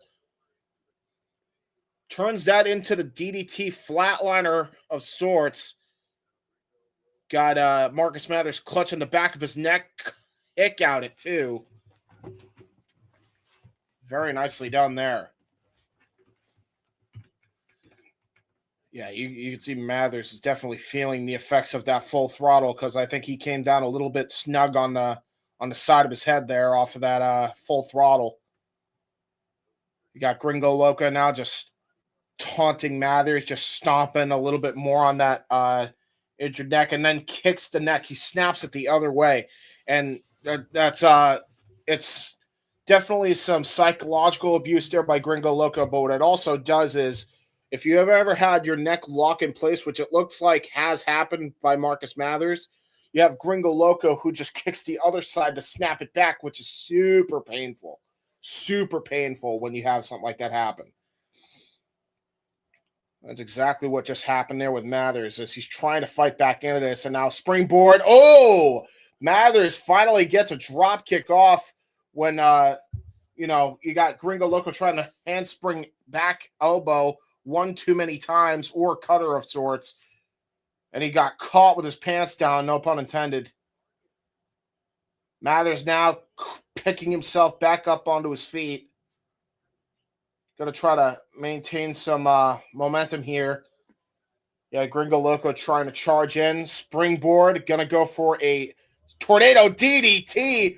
Almost turned it into a snap suplex. I don't know if that was the intention, but it was done nonetheless by Mathers. And now Mathers going to go for possibly looking for a dive of sorts into the front row here. Tope con hello. Sends him into the chairs. Sends him onto the floor. Mathers in firm control now. Still clutching that neck, though. You notice he's immediately clutching that neck. I don't know if that's fully healed from that full throttle yet. May have had a fracture there. Or a muscle tear. Going to go for a cover again. And a kick out there by Loco. Take a look at this again. Nice tope con hello, and again, still clutching that neck. Every bit of offense he does, he is definitely going to be hurting. And you do not want to be caught with a big move if your neck is hurting like that. I'll tell you that right now. And now look at that. Mathers just hitting that vicious forearm shot while he was down on the ground. And a knife edge shot to follow up. Another vicious forearm here. Thank you to the 97 of you that are tuned in here. We're almost at 100 viewers, by the way. Thank you all. Vicious forearm shiver. Kind of a Superman punch of sorts by Mathers. Got ducked under. Got low bridge there by Gringo Loco. Possibly looking for a... Try to go for a super kick while he's on the apron. Finally hits it. Gringo Loco now setting up for a dive to the outside. Mathers. Oh, God! Moonsault body block right into the floor. Goes Marcus Mathers. But you'll notice the way that Gringo Loco landed on the chairs. I think he came down a little snug himself. So I'm not really sure who got the worst of that one. They do call it high risk for a reason. Gringo Loco now picking himself back up to the ground. Mathers has still not gotten up, so it looks like Gringo Loco is fine. Going to toss Marcus Mathers back into the ring. Going to set up here, possibly, for that split-legged moonsault. Marcus Mathers still trying to get himself back into... try to shake off those cobwebs. You got Gringo Loco doing the hip swivel on the top rope, hits the split-legged moonsault, and a kick out of two by Mathers despite that. And I think he may have injured his knee big time. He is clutching that knee bad because I think the weight of Gringo Loco came crashing down on Mathers.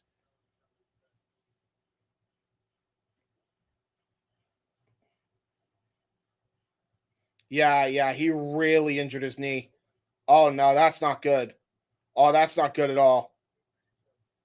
Scarlett Donovan now trying to check on Marcus Mathers on the corner of her eye here, and probably smart here. And you'll notice that Marcus Mathers is definitely hobbling, trying to use the ropes for leverage to hit his kicks. Super kick in spite of all that. Now I'm going to try to go for a springboard. Got caught.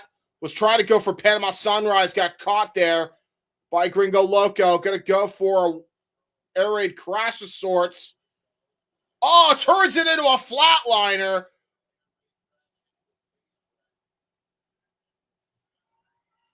And now Gringo Loco, worn down himself, goes for a cover and a kick out by Mathers somehow at the count of 2.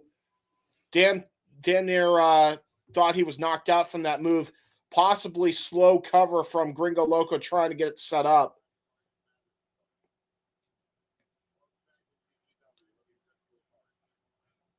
Now Gringo Loco, a bit frustrated. You could tell in the face here. And now I was thinking, what the hell do I got to do to beat this kid? Kicks him right in the top of the head, just a little nudge there. And now Gringo is going to set up for something here. Into the corner. Going to go for a charging attack here. Mathers set up in the other corner. Was going to charge at Gringo before he had a chance. There's the Van Daminator kick. Right to the jaw.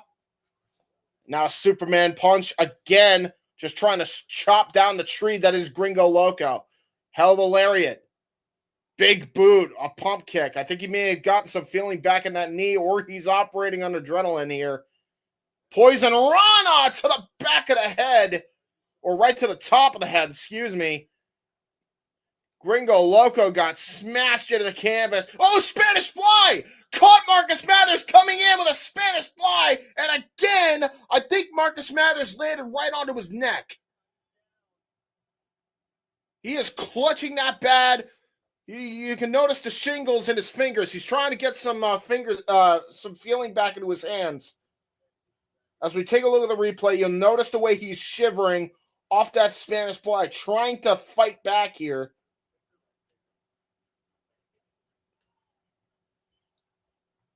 Yeah, he is definitely beaten up. You could tell he's been in Dragon Gate for a while because he is feeling every bit of that. Just a simple standing Spanish Fly counter is enough to make Marcus Mathers wince in pain here.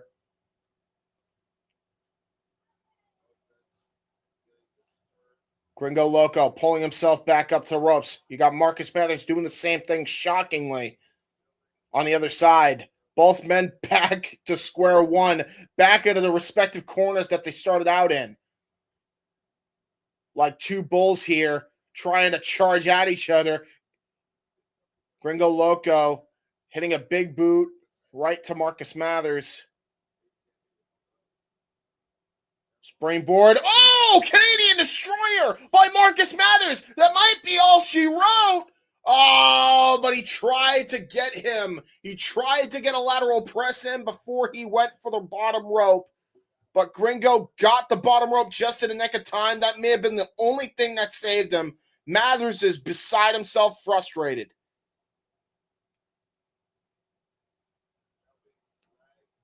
Now going to drag him to the corner, possibly looking for his 450 splash here. Getting a little receipt for earlier. But is that knee even fully healed? Oh, was going to go for a double stop instead. Got countered. Gringo Loco gets the electric chair position. Tried to go for a switch powerbomb. Got caught into a Dragon Rana and was not able to get a good cover off it. And now Mathers going to set things up here. Gringo Loco. Oh, no. Nice hook kick there by Mathers. May have knocked out Gringo. Not able to capitalize with a pin cover. So opts to go to the top rope one more time, possibly looking for 450.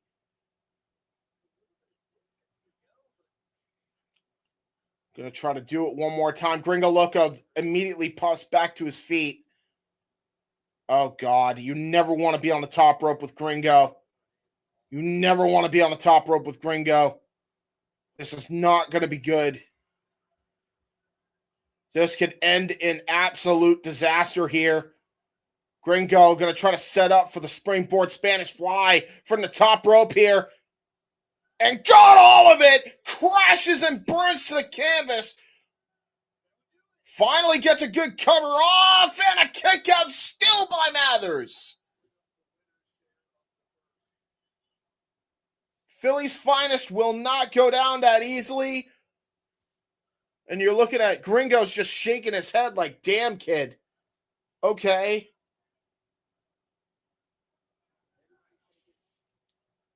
Picking Mathers up by the hair. As we take a look at the replay, springboard Spanish fly drills Mathers into the canvas. Try to go for an Irish whip power bomb. Setting up for, oh my God, that was rough. Tried to go for the crucifix bomb, didn't get all of it. Jacked up his neck to Gringo Loco off that crucifix reversal. Not enough to get the 3 count. This might be what Mathers needs. He needs to climb to the top rope here.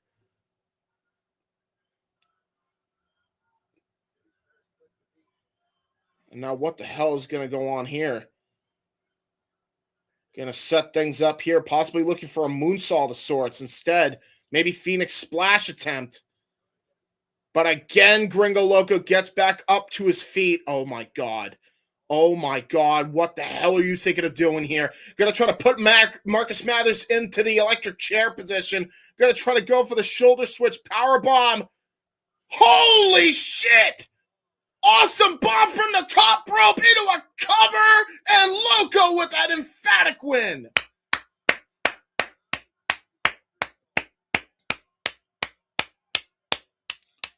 Damn. Damn. Whew. God damn.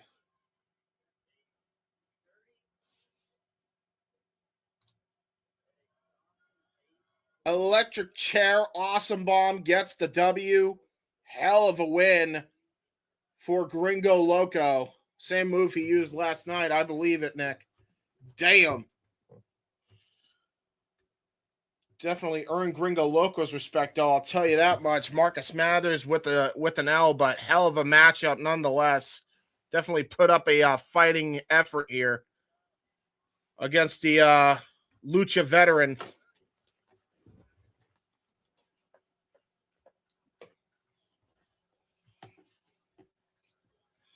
You tell every loss Marcus Mathers gets, you see him get a little bit more frustrated. I'm noticing that. I am noticing that. And you can tell he is beat up too, on top of that.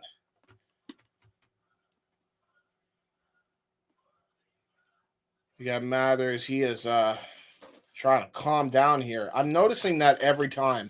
Every loss he takes, he is trying to stop himself from doing a bad thing. Showing respect to Gringo Loco in spite of that. As he tries to hopefully get some rest. Poor guy. Just absolutely beat up from his tour in Dragon Gate. Now comes back to GCW with a hellacious match against Loco. And a losing effort as we take a look back at what happened. They said it couldn't be done. And as they run this, oh, actually, this is something I actually may have to pay attention to. God damn. Okay, this is a match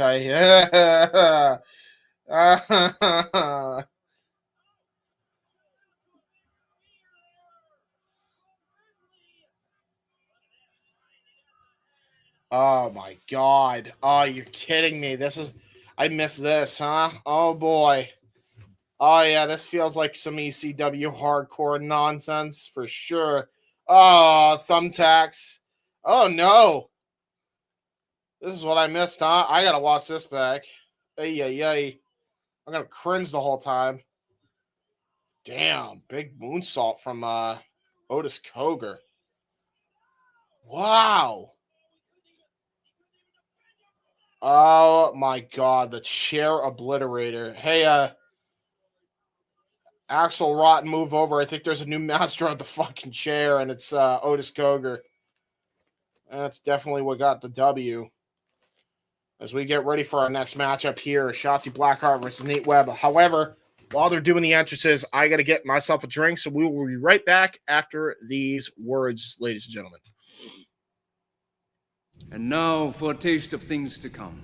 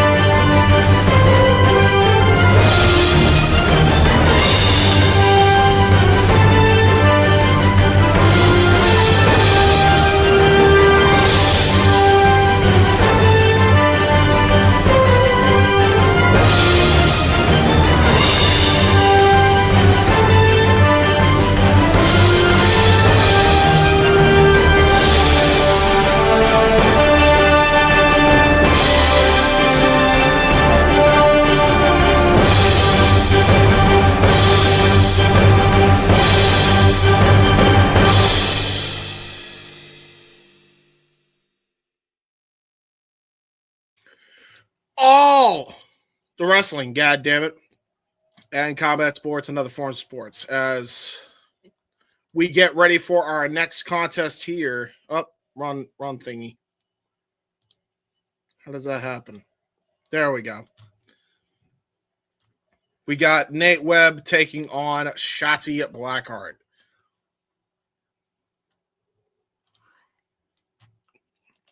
You know, not for nothing. He comes out the teenage dirtbag, but he ain't exactly a teenager anymore. So wouldn't that make him a middle-aged dirtbag? Just saying.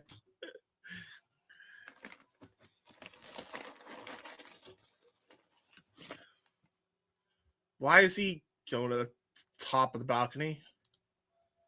Why is he going to the top of the balcony? Why is Nate Webb going to the top? I am scared. Why did he decide to go to the top of the balcony?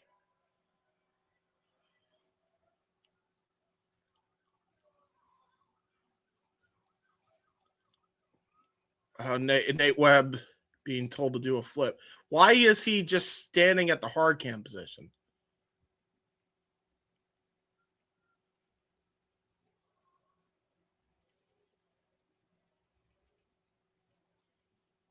Oh, the song's still playing. Got it. Yeah, Nick, if you want to come in, I'll send you because I'm not sure where Ryan is, and JJ seems to have stepped out for some important business. I'll send you the link. It is, yes, it is, but I'm confuzzled.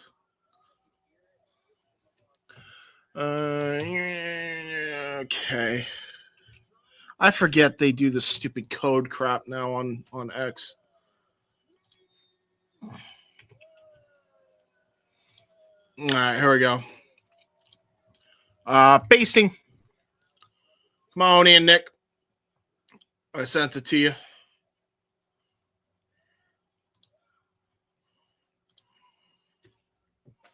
fact, I may have to do some quick promo here. I should have done that while I was on, but I was trying to get a drink.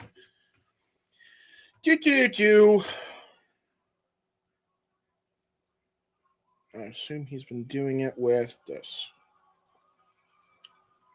I'm going to just check as Shotzi Blackheart makes her way to the ring.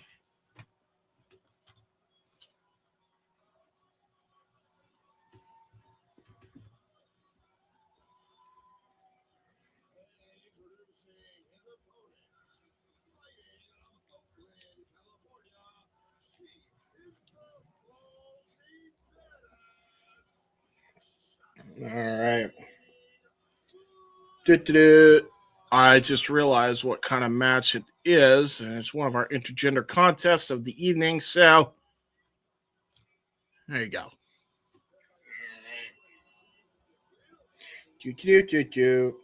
Don't say all right again. Shut up, me. Shotzi Blackheart now in the ring. And you got Nate Webb just waiting at the balcony, and I'm scared. Why are you up at the balcony?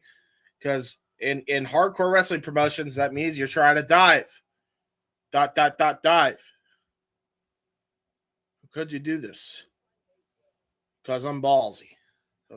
Yeah, fair enough, Reed. Fair enough. So we got Nate Webb now coming into the ring, finally.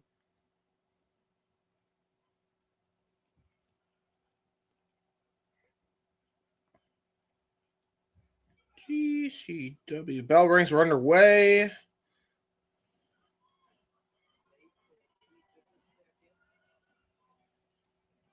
Oh.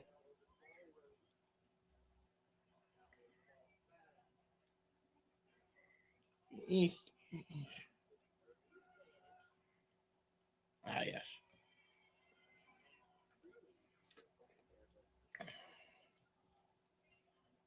Taking on Shotzi. This should be good. Nick, I sent it to you, buddy. Come on in. I don't know where you at.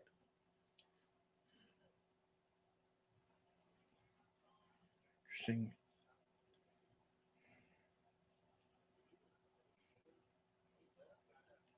And now we got a collar on elbow top. Nice arm wringer there by Shotzi Blackheart.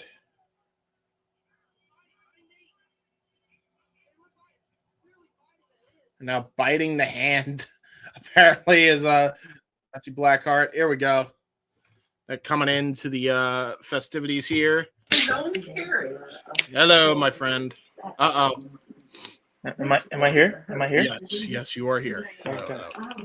Why you got a big screen, huh? I do. Yes. You should go big screen. Hi, buddy. Hello. What's up? Nate Webb and Shotzi Blackheart. That's what. Yep. This is happening. This is happening. Oh God, Mongolian chop by Shotzi Blackheart right to the back of the head. That's bullshit, says Nate Webb. Well, I mean, listen.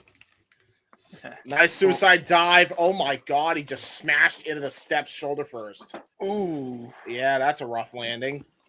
And now does a little ballsy hip swivel taunt there. Says Shotzi Blackheart. Okay. Come on, Shotzi.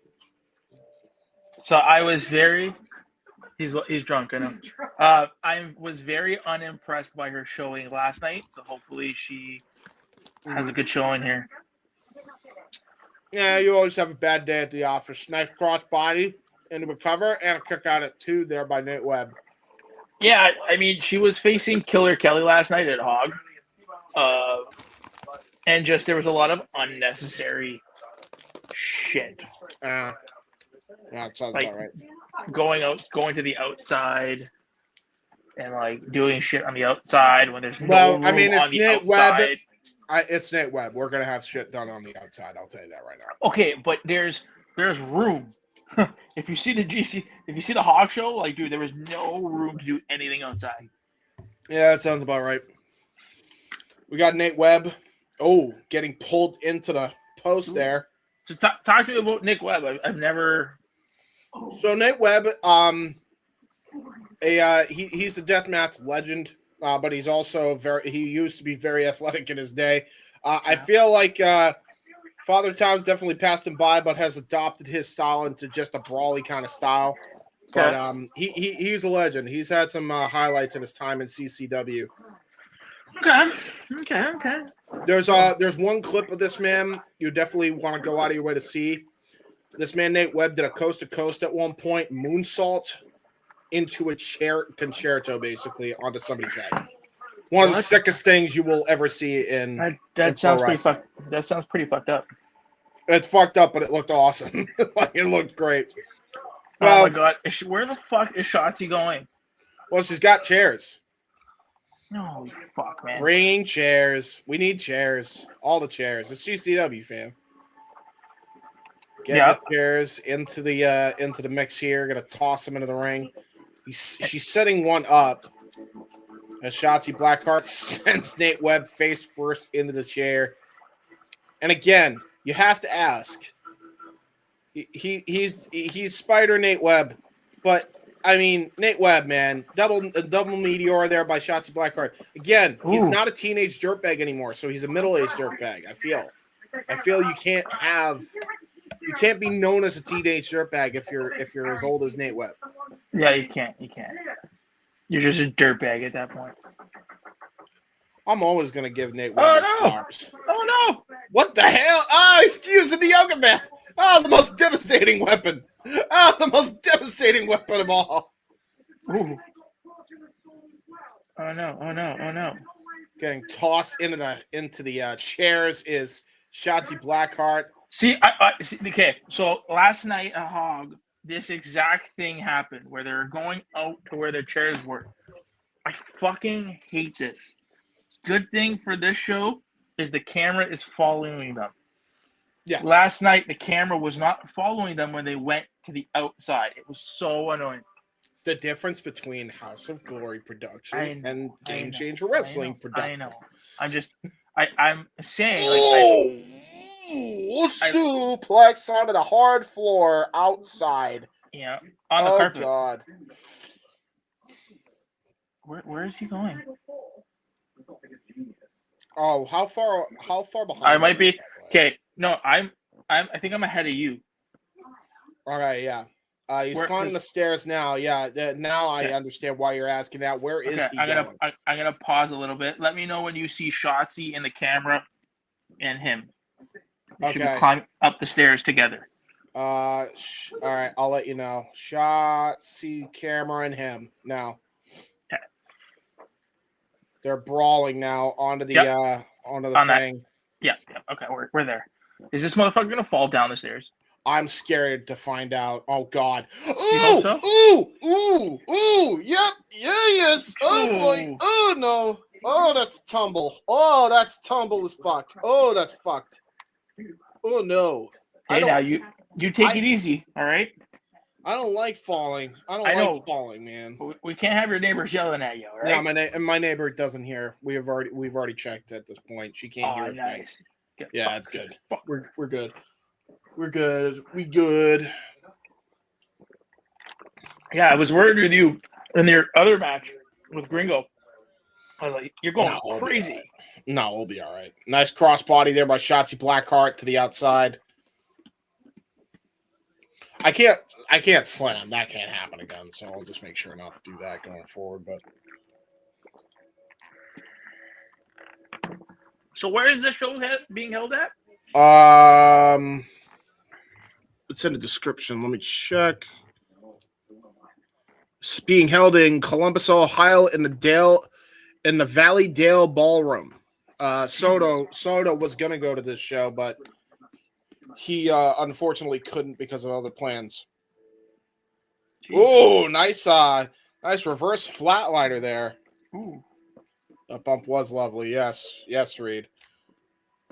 Now gonna try to drag Shotzi into a cover, or maybe not. Oh no. Nate Webb's thinking of doing something else here. What is going through this man's mind?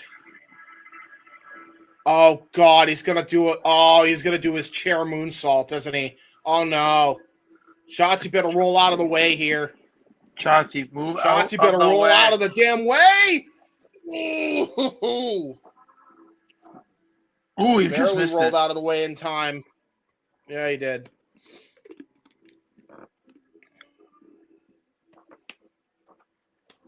Now Shotzi. Oh God. Oh no. No. Oh God. Oh God. Is she gonna do what I think she's gonna do? Yeah, I think she's gonna do what I think she's gonna do. Ooh. Oh God. Ooh, concerto to the balls. That Right sucks. in the spiders. Right in the spider eggs. Oh God. Yeah, Shotzi Blackheart says, screw it, I'm gonna go for it again. Gonna try to go for a senton splash. Uh-oh, Sabu chair throw right to the head. Nate Webb saw it coming. Now he's setting up a chair. What he's going to do? Yeah, he thwarted the stage dive attempt there by Shotzi and gonna try to now go for superplex, possibly out of the chair. No. Shotzi reverses out of it. Ooh, Counters. headbutt. Low blow. And a headbutt to fall. Oh, no, Nate Webb fell Here onto we the go. chair. Ooh. I think you're still ahead of me by a bit. Uh-oh. There's the stage dive. Stage dive there by Shotzi into a cover. And it's over. Thanks for coming, Nate Webb. Okay.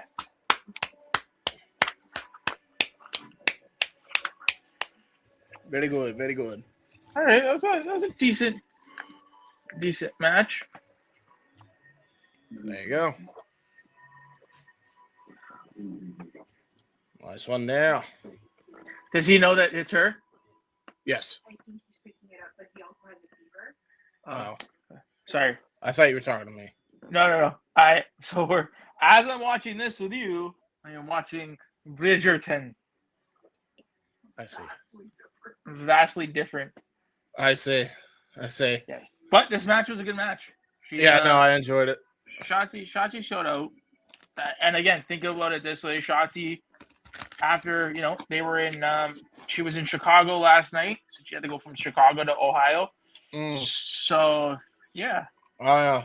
There you go.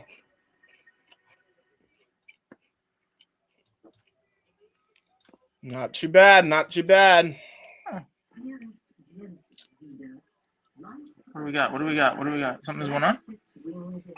No, they're just singing the Teenage Dirtbag. Wait, is Nate Webb wearing a 5-finger shirt?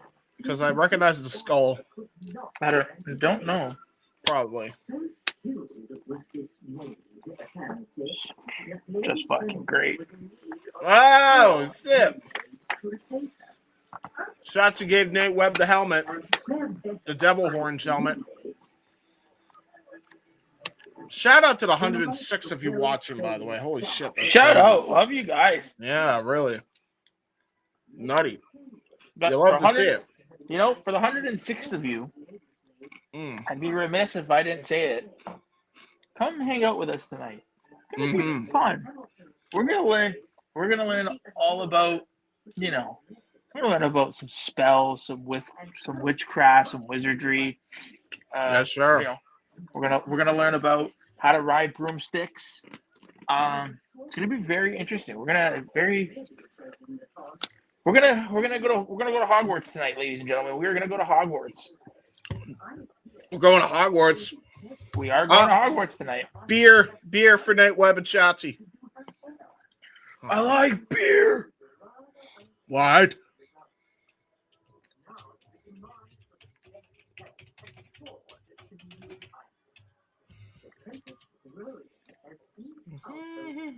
Was Ryan here before? Were you guys all here? No. Ryan has not shown up. I assume the thing that was keeping him late kept him later than he thought he would. So it is what it is. That's okay. That's why. When one member has a problem, that's when we step in. Step up. Indeed. They're still. They really like the song, huh? They really like Teenage Dirtbag. One of my friends decided to sing this in karaoke, by the way, because we went to like a karaoke place. Smart. That's a smart thing to sing at karaoke. I mean, yeah.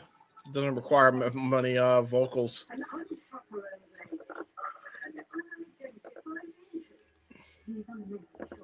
Alrighty. So what is the main event tonight? We believe it's going to be Vandal 48 taking on Second Gear Crew, considering the role that Vandal 48 have been on recently. Okay. They seem to be the most important story beat at the moment. But while we, since we covered the collective stuff, or since we covered the Simply Reliable stuff, let's cover the collective stuff real quick, ladies and gentlemen, in case you missed it in the archives. Oh, and there's JJ there. JJ's here. Go check out Wrestling with Tism as we talked about all the happenings of Elimination Chamber.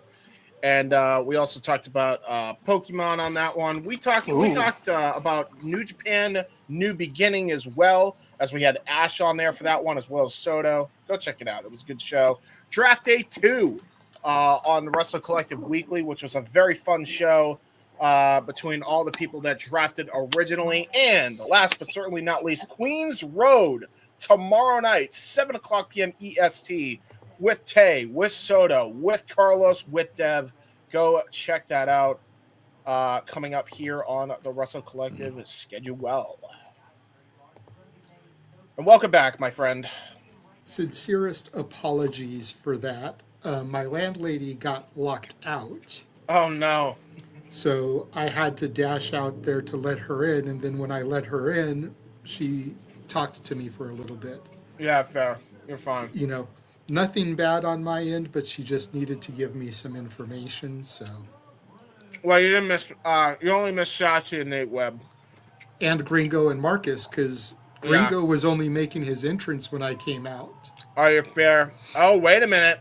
Busting the Brain and Flying Ryan. This is unadvertised. Busting the Brain in an unadvertised match. Well, let's do it up. Where did you go, Nick? Come back on camera, damn it. Just because I came on doesn't mean you have to go into hiding. Well, to be fair, I think he was dealing with stuff before he came in. I think he only came in because he saw that you were off camera. Fair enough. Then I will pull him out, and if he comes back on camera, then we can bring him back in. Mm-hmm. Oh, wait. I see a black screen. Oh, he might be having technical issues. StreamYard's been buggy lately. Hold on. Let's see. There he is. There you go. It's got to get people exposed to your ugly mug, Nick, if you're going to be with us on the interview portion of Shenanigans today. Let me I'm trying to get it. There it is. There we go. Yes, it should be. What interview are you talking about, JJ? Well, I am talking about the conduit of karma, the good witch herself, Kaya McKenna, who will be joining us at 11 Eastern, 8 Pacific to discuss wrestling, Podermania, her semifinals match at Pro Wrestling Symphony tomorrow against Nixie XS, and her love of professional hockey. It's going to be, yes. Shout out, I do want to shout out to Connor and Rory, the two gentlemen that run and own Pro Wrestling Symphony. Bunch of good dudes over there. Definitely seems like it, and we will talk more about them later on. Looks like we got Gavin Ash, who took an L yesterday to Christian Napier, and then Bobby Flacco and Teriyaki Chicken Bone as the adversaries here. Teriyaki and Bobby Flacco had the opportunity against Busta and the Brain yesterday in Kentucky. Obviously came up short as they do not have titles around their waist.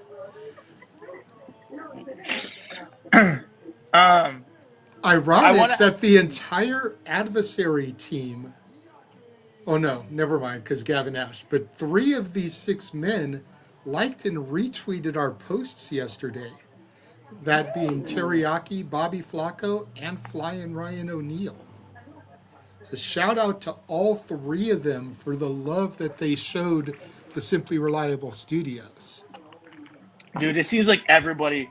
I'm yeah. telling you guys, I told you guys from the beginning, from January, Yeah. if you're not on the boat, get on the boat. Big things are gonna happen with SRS in 2026. Why does it have to be? You. Why does it have to be a boat? What if I'm seasick?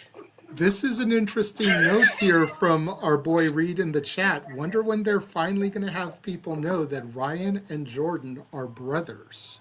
And now that he's pointed it out, I can definitely see it in the face. Wait, who?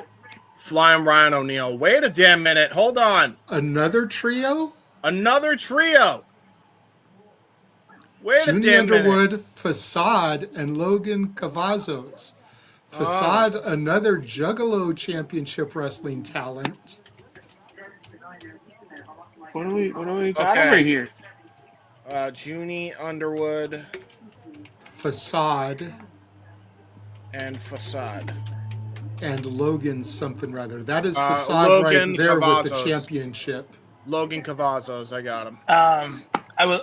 Since I'm gonna ask you guys a question, since two of these people that I'm about to mention are in this match. Hold on real quick. Reed brings up a good point. This may be the replacement for Bear Bronson and Josh Bishop. Well, shit. And if it is, what a replacement. Yeah, this is... I believe this is the first look we're going to get at Facade in GCW, at least since we've been covering it, for sure. No, we've seen him. We actually saw him. Facade, we saw him in GCW. It was James, remember when we did the show? It was in that underground. It was the show before the Japan tour of last year. He's right. We saw Facade. Okay. I just know, being part of the Juggalo team, we probably saw him during the 2-Day War, but I don't recall seeing him. And that may be why he looks new to me as far as GCW goes, because I missed most of that stuff due to my living situation. Are we having a 4-way tag team match? We are having a 4-way trios match. Hold on. Rachel Armstrong, Christian Robb, and the Babushka Baron, Jeffrey John. What the fuck is going on here? Dude just kicked his flip-flop off. Matt Riddle style. Well, this is definitely going to be a chaotic... I feel has to be a tornado tag, right? Like a tornado trios. A tornado trios, yeah. Yes. And that's fair, Reed, that he's worked GCW a ton, but we've only been really following GCW since the Collective last year. Mm-hmm. Yeah. So I don't recall having seen Facade on any shows since that. And if it was, like I said, it was due to the fact that my living situation was such at the time where I wasn't able to really do these.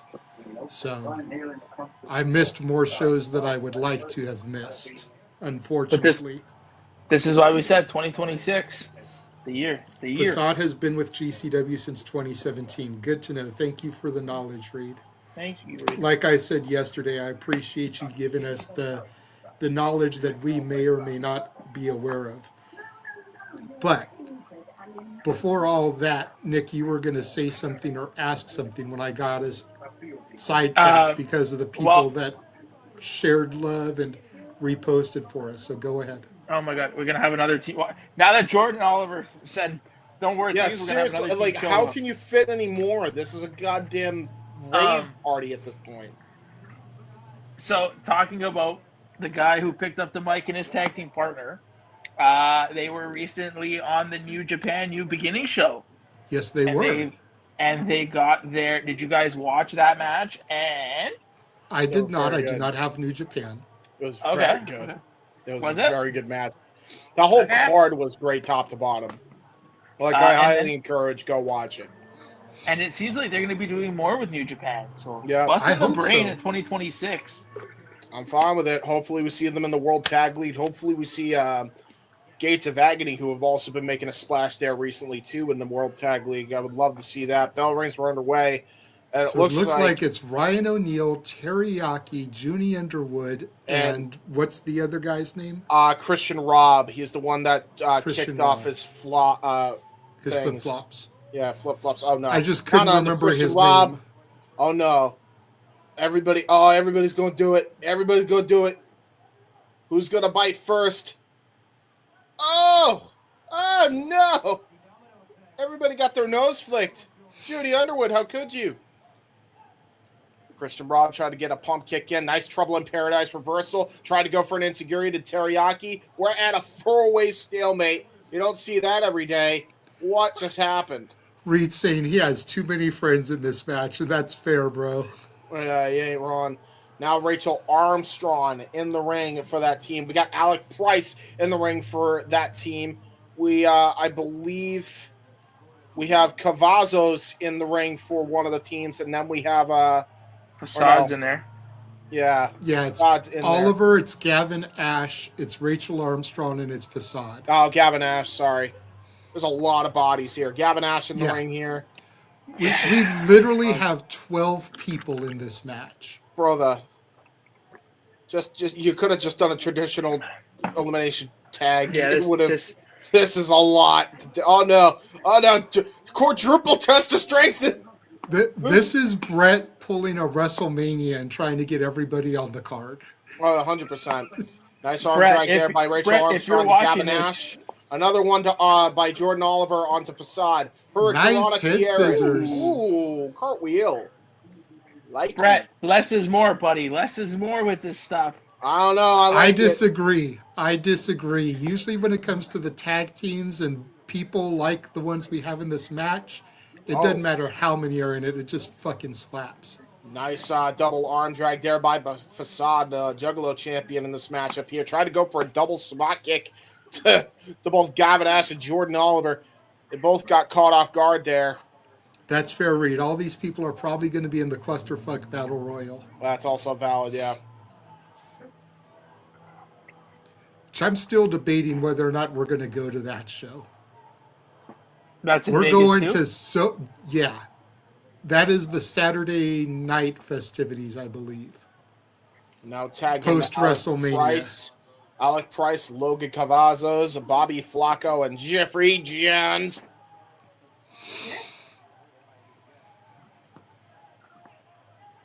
And now like in the purple babushkas on her jaw Jeffrey John there. These are the trash talkers. Logan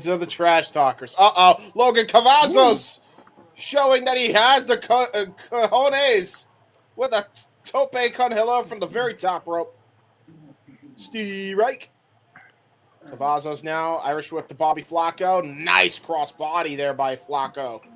Should have turned my light on before I sat back down. I didn't realize how dark it was getting. Oh, you're fine. We can still see it. Nice back cross body there by Alec Price. Unlike the invisible man that James can't see. Mashed potato. Nice shoulder tackles. We can see him. I disagree. Irish whip. Nice shoulder tackle there by Jeffries Johns. Bobby Flacco back into the ring here. Again, I at this point, I think it operates under Lucha Tag rules because I don't know how you keep this going. Low blow there by the Babushka Baron. I kind of want to hear Justin Roberts re-announce Jeffrey John just so he can do the Yeah, that would be funny. Whoever's trying to open a rapper, I can hear all of that. It is not I. I know it is not you. I think it's JJ. It's fine. You were fine. Babushka shows another Babushka. 2 Babushkas. And now Babushka Baron going to go for a dive. Going to try to go for his own 10-pin crush. He pulls a little Andrade. Tranquilo, says Jeffries Johns. Oh, Tranquilo. no. Why is Junie Underwood doing a helicopter? I'm scared. That's what she said. And now Junie Underwood, pump kick, sends Jeffrey John to the outside. Springboardy. Cross body. Steve Reich for Junie Takes Underwood. out a good chunk of the talent there. Now they're all coming back up. Bobby Flacco now trying to go for his own strike. Whoa. Oh, Jesus Christ. And Facade says, screw this, I'm out of here. Oh, no. Flying Ryan O'Neal now going to the outside. You're going to fly. Oh, he flewed. He flewed. He did flewed. He flewed.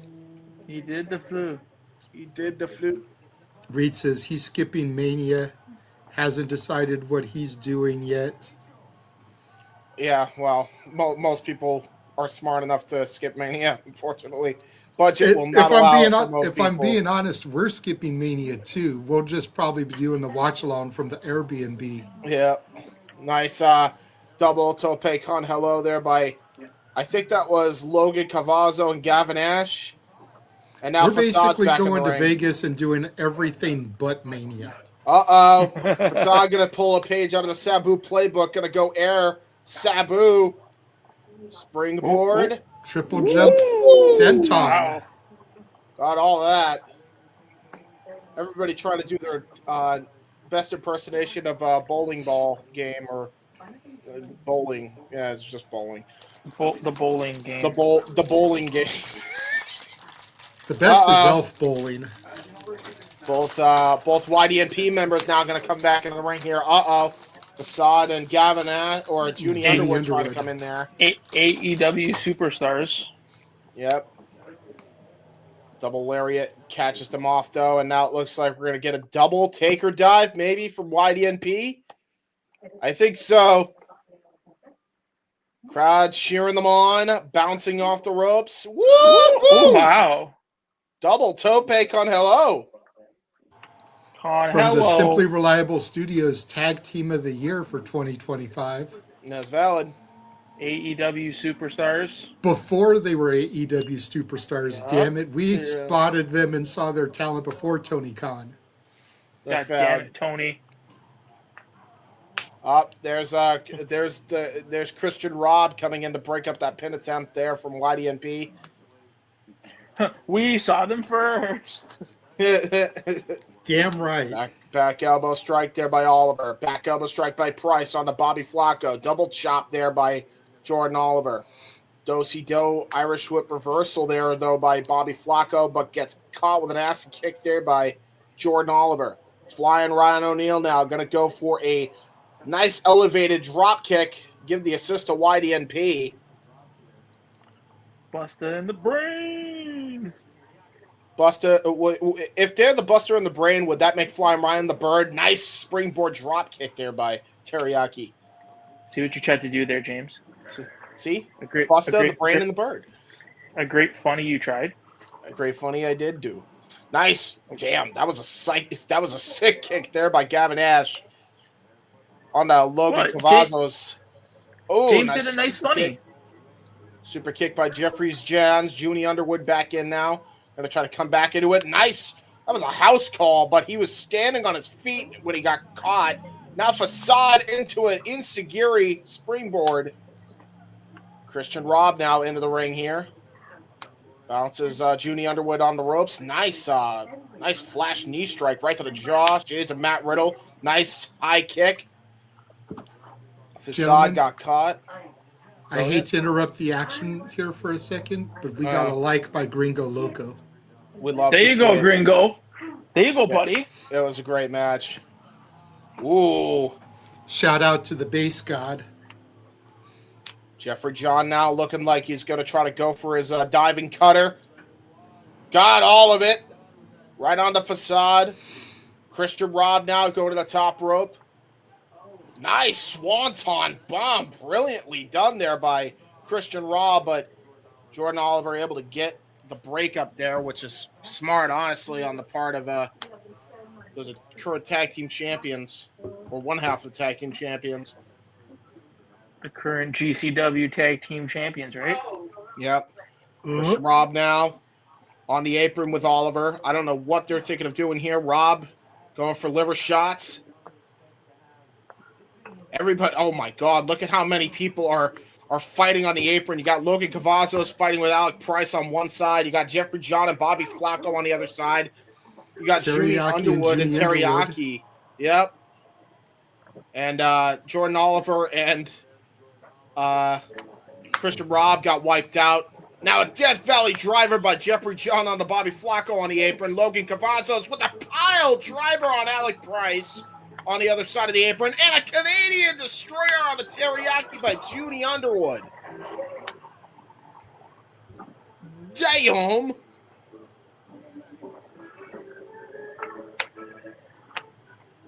I don't know who, honestly, at this point, it could be anybody's match here. Facade now being directed by Underwood to toss Teriyaki back into the ring. Gavin Nash cuts off Junie Underwood at the pass. This is a complete chaotic match here. I was going to say, this is all car crash. Yeah, car crash action here. Blink and you'll miss it type action. Oh my God. Tower of Doom. Walter's favorite spot. Powerbomb suplex combination. Power and Glory. Body splash. Trying to go for a cover. Oh no! Double stop by Bobby Flacco on a flying Ryan after the splash attempt on Gavin Nash. It's pandemonium. It's pandemonium. Bobby Flacco may have injured his knee. Or no, he sat down because he's like, all right, what do I do next? I don't know what to do. Too many people. Gavin Nash now. Oh, got Sister caught. Abigail. Sister Abigail by Gavin Nash. That was nicely done. And maybe JJ, maybe you can explain. Like, how do you do it with this many people in a match? Like, wouldn't you get, like, for the performers at least? And this is probably a question I'll ask her. You know, with all of these people in the match, don't you get confused about what you need to do and where you need to be? Well, the most of them are. A nice moonsault by Teriyaki. Oh! That was a Vertebraker Destroyer. Vertebraker Poison Rana Destroyer by Bobby Flacco. And a Muscle Buster by Teriyaki. Looked like a variation of the one-winged angel. Ooh! And everybody breaks up the pin attempt by Team Teriyaki. Yeah, Team Teriyaki. That looked like a variation of the one-winged angel there, James. Oh my God! Yeah, honestly, that's a valid point. Woo-wee. As far as Nick's question, here we can take a look at that shooting star again. That was a great shooting star by Gavin. As someone who used to perform, it's all about just remembering where your spots are supposed to be. Yeah. Okay. You know, if you're a professional wrestler, the key word is professional. Yes. You know, so you work out the spots prior to the match, so you kind of know where your bullet points are going to be. It's just like a Battle Royal or a Royal Rumble. Oh, Jesus. Well, speaking of Battle Royal Rumble. Look at Jeffrey John just posted up in the corner like, fuck this shit. Yeah, Jeffrey John's the smartest man in the matchup here. Oh, God. Well, I said that, and now he's about to dive on everybody. And everyone moved. Even his own partners, and a super kick from everybody except Rachel Armstrong. Well, yeah, because that's his partner. And Facade, I think. Well, yeah, but his other partner did it, I think. Who was on what team again? I forget. Oh, nice. I wouldn't be surprised if teammates kick each other in the face by accident. Because there's so much going on. Fuck Christian yeah. Robb got countered. Knee strike to the gut. Lariat combination there by Junie Underwood and Logan Cavazos. That was a great tag team offense. Rachel Armstrong now trying to fight from underneath here. Good luck, girl. Knife edge chops. Lariato blocked. Junie Underwood and Logan Cavazos going to go for a double team maneuver here. Maybe a triple team with Facade. Oh, powerbomb to everybody on the outside. Super kick to Gavin Nash. Junie Underwood spinning round and round into the face buster.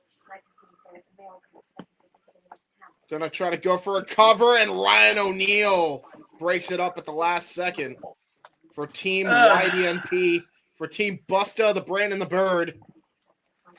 But Busta, the Brand and the Bird are not on the same team. They are. Yes, they are.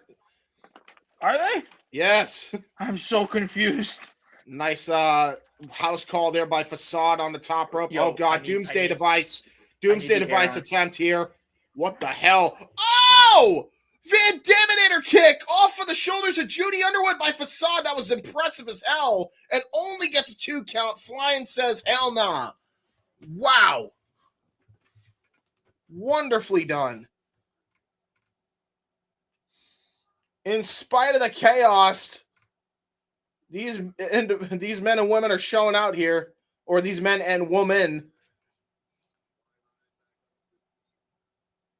Junie Underwood, Logan Cavazos, and Facade fighting off against the Busta, the Brain, and the Bird here.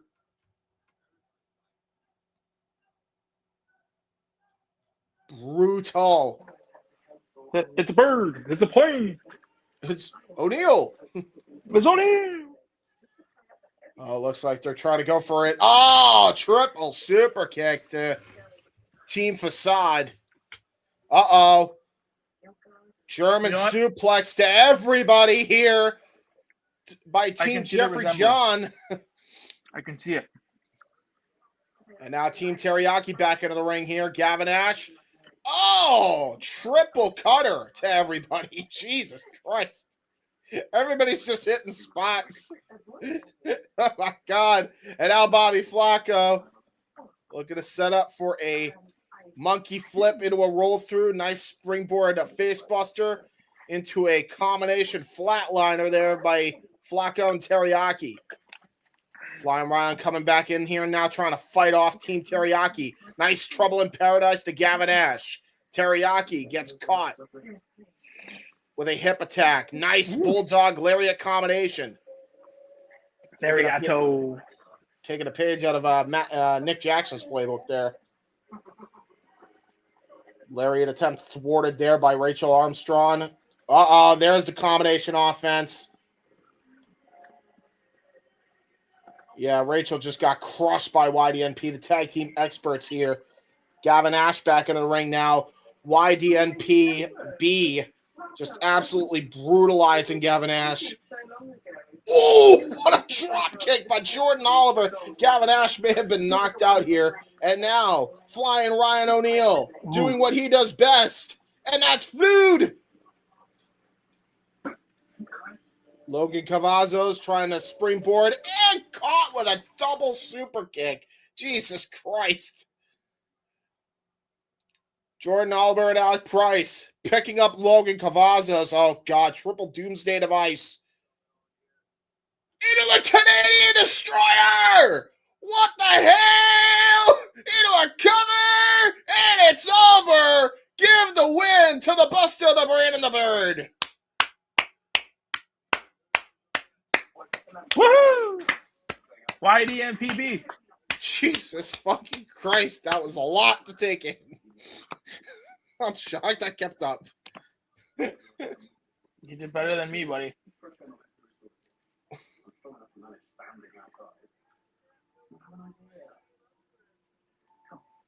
Well, come on.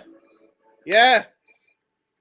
YDNP and Ryan O'Neal did great. Fun tag match, but very chaotic. And I need to take a chill pill, and we need to go to ad break. So we'll be right back after these words. And now for a taste of things to come.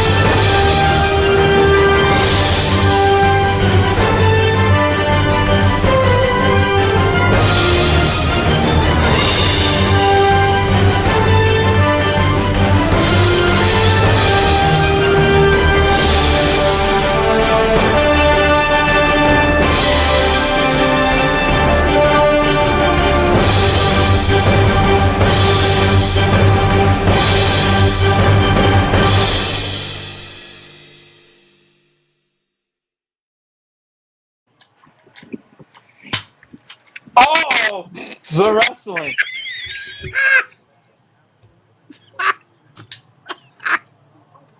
Hell yeah. I figured since we had Nick on here and he never gets to do it, it's like, here, let's give him the solo shot coming out of it. And definitely caught him off guard. It sure did. I'm stuffing my face with tomatoes. yeah, really. That was unpleasant. Ladies and gentlemen. It's all good. I just finished stuffing my face with a sleeve of Thin Mint Girl Scout cookies. Damn. They did not have a chance. No, honey, what are you eating? I'm not even a fan of Thin Mints, but my landlady offered them to me, and all I saw was that they were chocolate cookies. And I was like, okay, cool, I'll take them.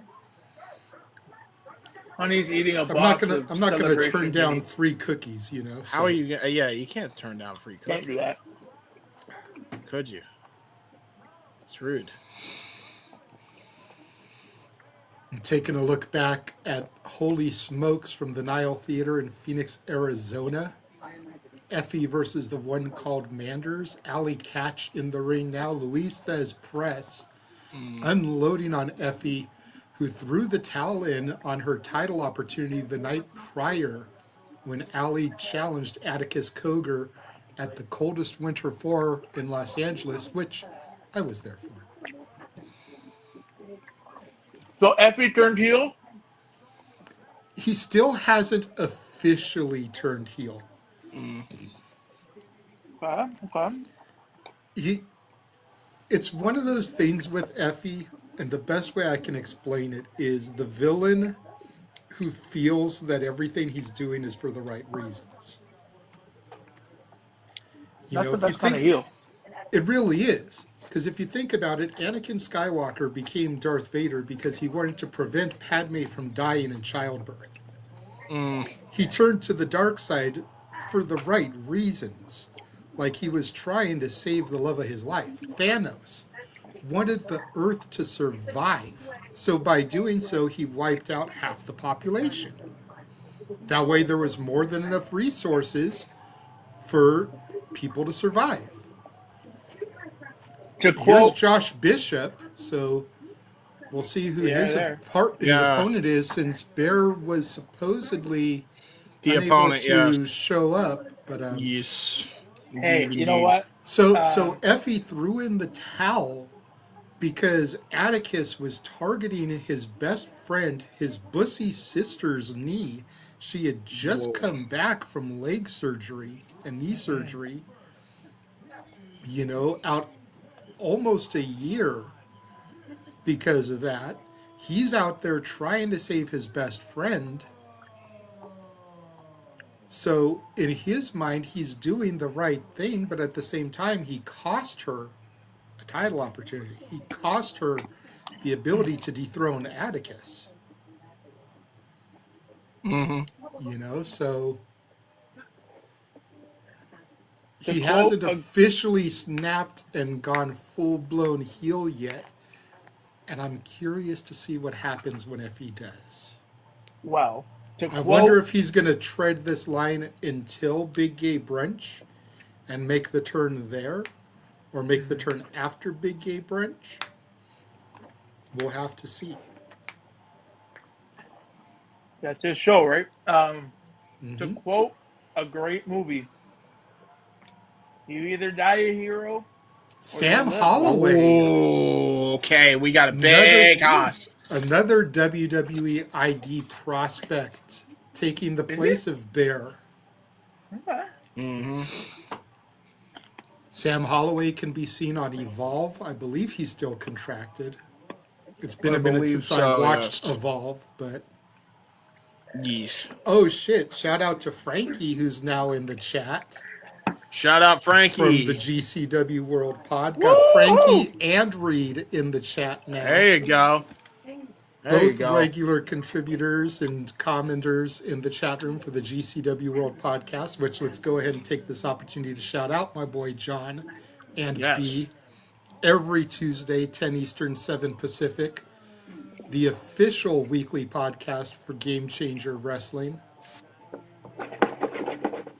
You can usually find me in the chat room there, as well as I can't watch NXT weekly. I have to watch it the following day on the CW app. So I usually devote my time to the chat room for GCW.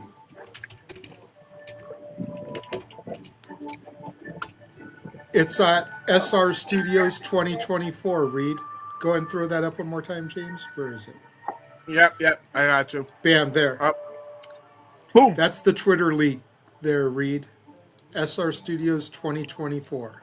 Follow us, brother. Oh God, we got doors. Okay, he found it. So we'll go ahead and throw Datilla back up now. Yeah, follow us all on, Thank you, on the Reed. Twitters. Appreciate Thank you, Reed. you.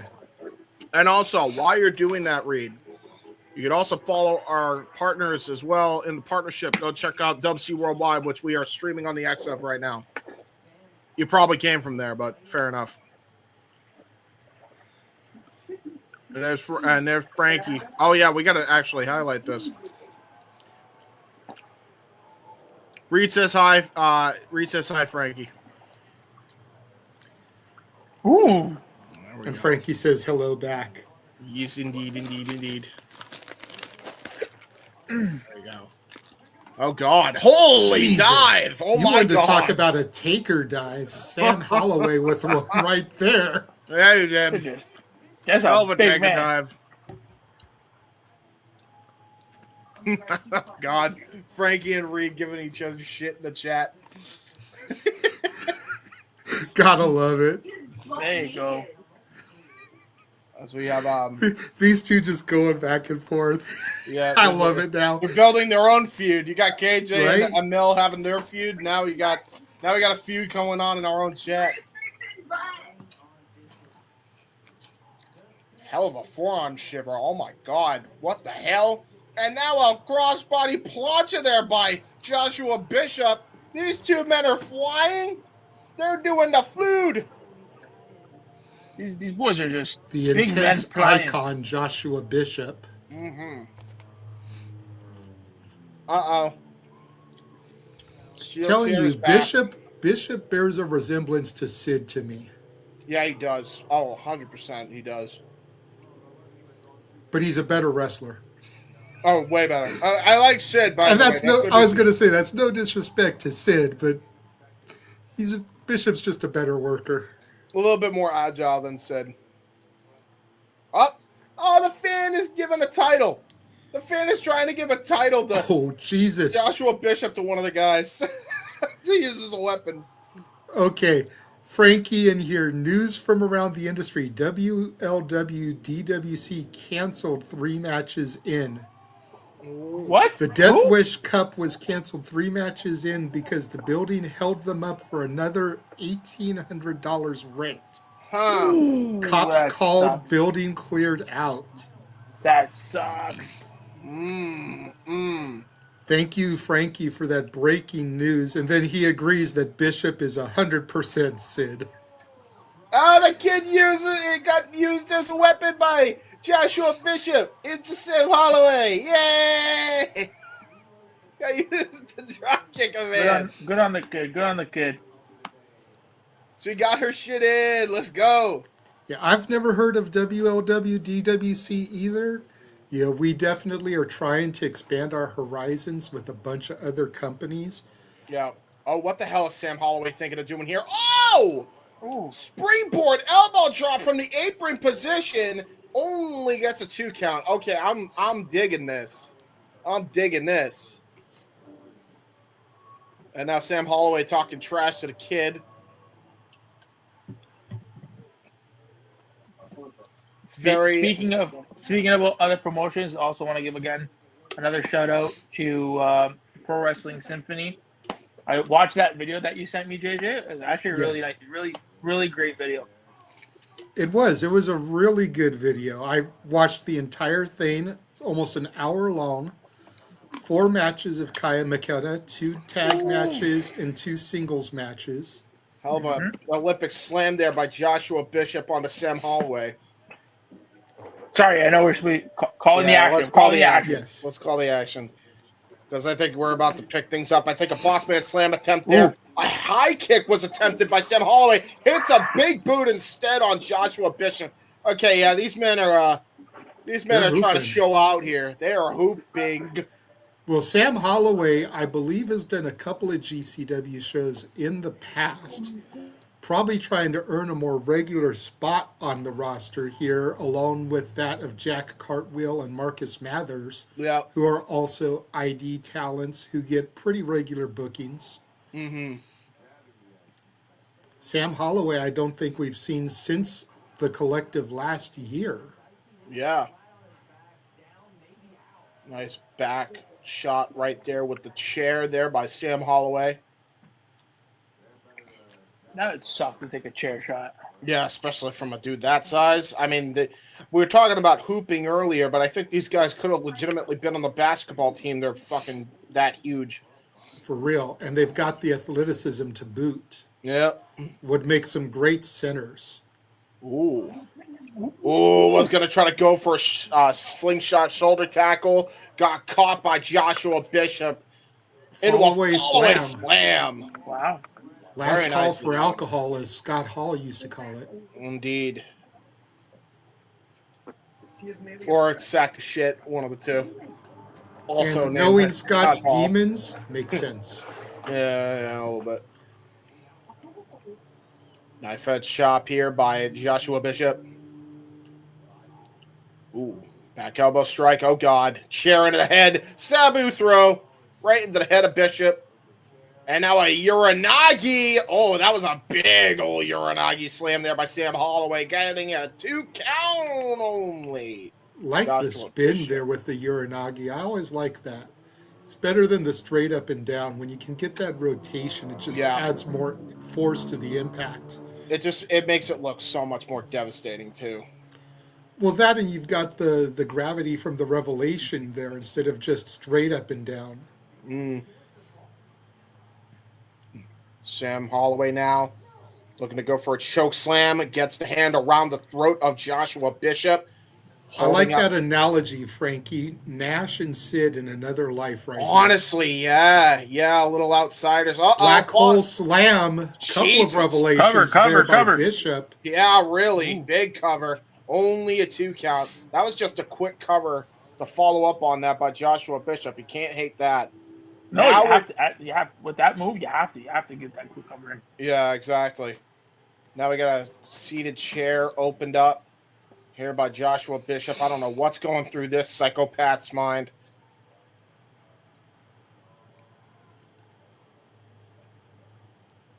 Pink and black works for him too. Pink doesn't work for a lot of big men like him, but he seems to pull it off well. Yeah, it looks like he would have fit right in with the Outrunners as they're heavy. Oh, big Or the boot. Hart Foundation back in the day. Yeah, true. Nice butterfly suplex onto the seat of the chair there. Yeah, that's a big old butterfly, I'll tell you. Right into that chair.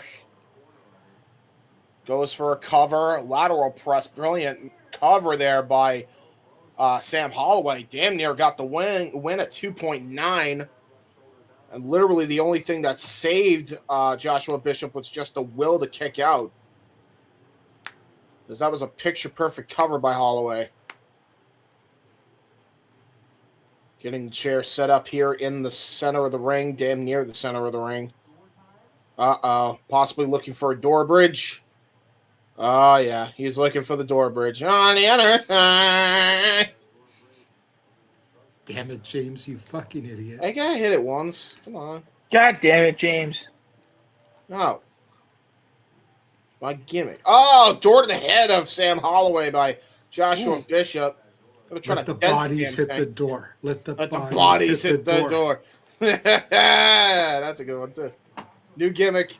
New gimmick alert. Don't steal my shtick. Stick to your shtick like Walter Cruz. Okay. Well, Leave Sam that Holloway. gimmick for when I join. Oh, God.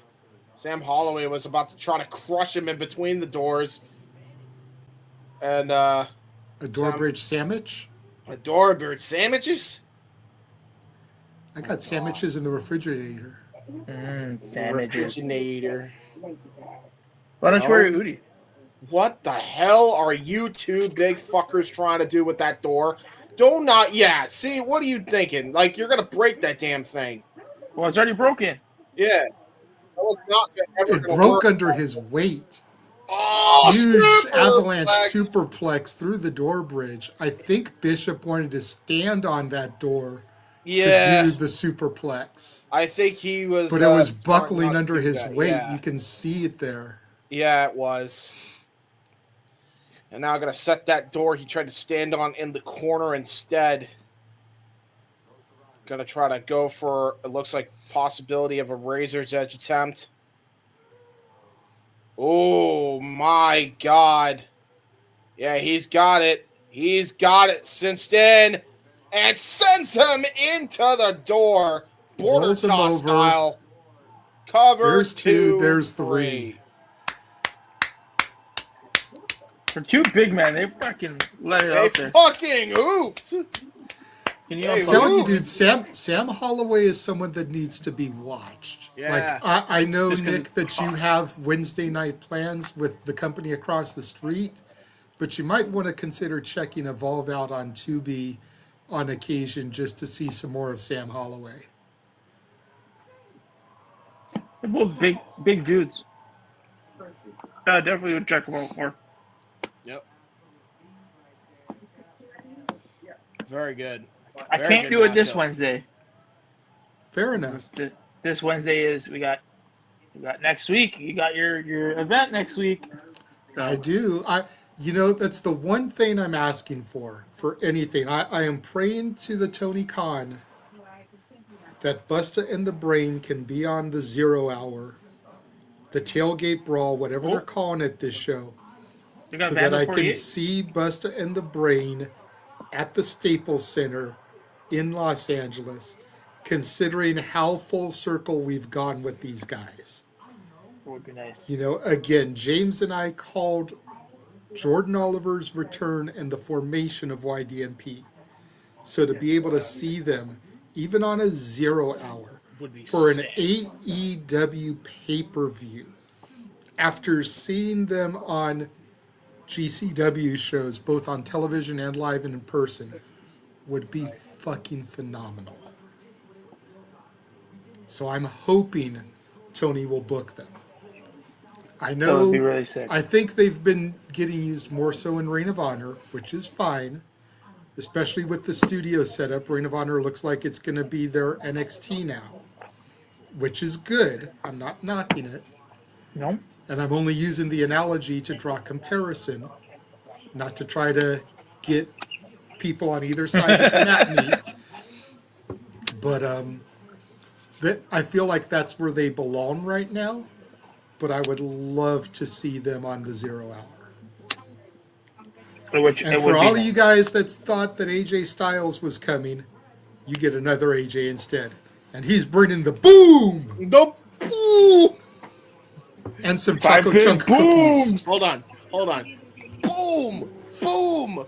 Boom! Boom! Boom! Gotta hit 5 of them things, okay?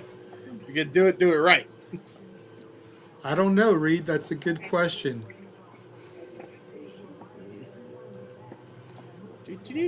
I know Bane and Matthews were on the Hog Show yesterday. Mm-hmm. Yes, they were. Yes, they Yes, were. they And they were. were facing. They were Private facing. Party. Oh my God! Is that Private Party? Private party? Oh, my. Oh, Yeah. nope. Here we go. Oh. Brothers of Funstruction right now. Bane and Matthews. All right. Well, nope. It's coming up. Right here. Yay. Well, I think I got to get at least one more refill for this matchup. I am going to do that real quick. I will be right back, gentlemen. Should only be like a minute and a half. No worries. Probably will be back before the match actually starts because of the intros. Probably. And then there were two. Oh no! These dudes are so Oh, fucking no. fun in person. I swear to God. Oh, we lost Nick too. Now there is just one. It is weird, Reed. I don't know why they do what they do sometimes. But I'm also not going to question Brett, so you know. There's Sorry. Nick. No, so what happens is I don't know if it's when we do the interview, I'm gonna switch to my laptop. I just have it charging.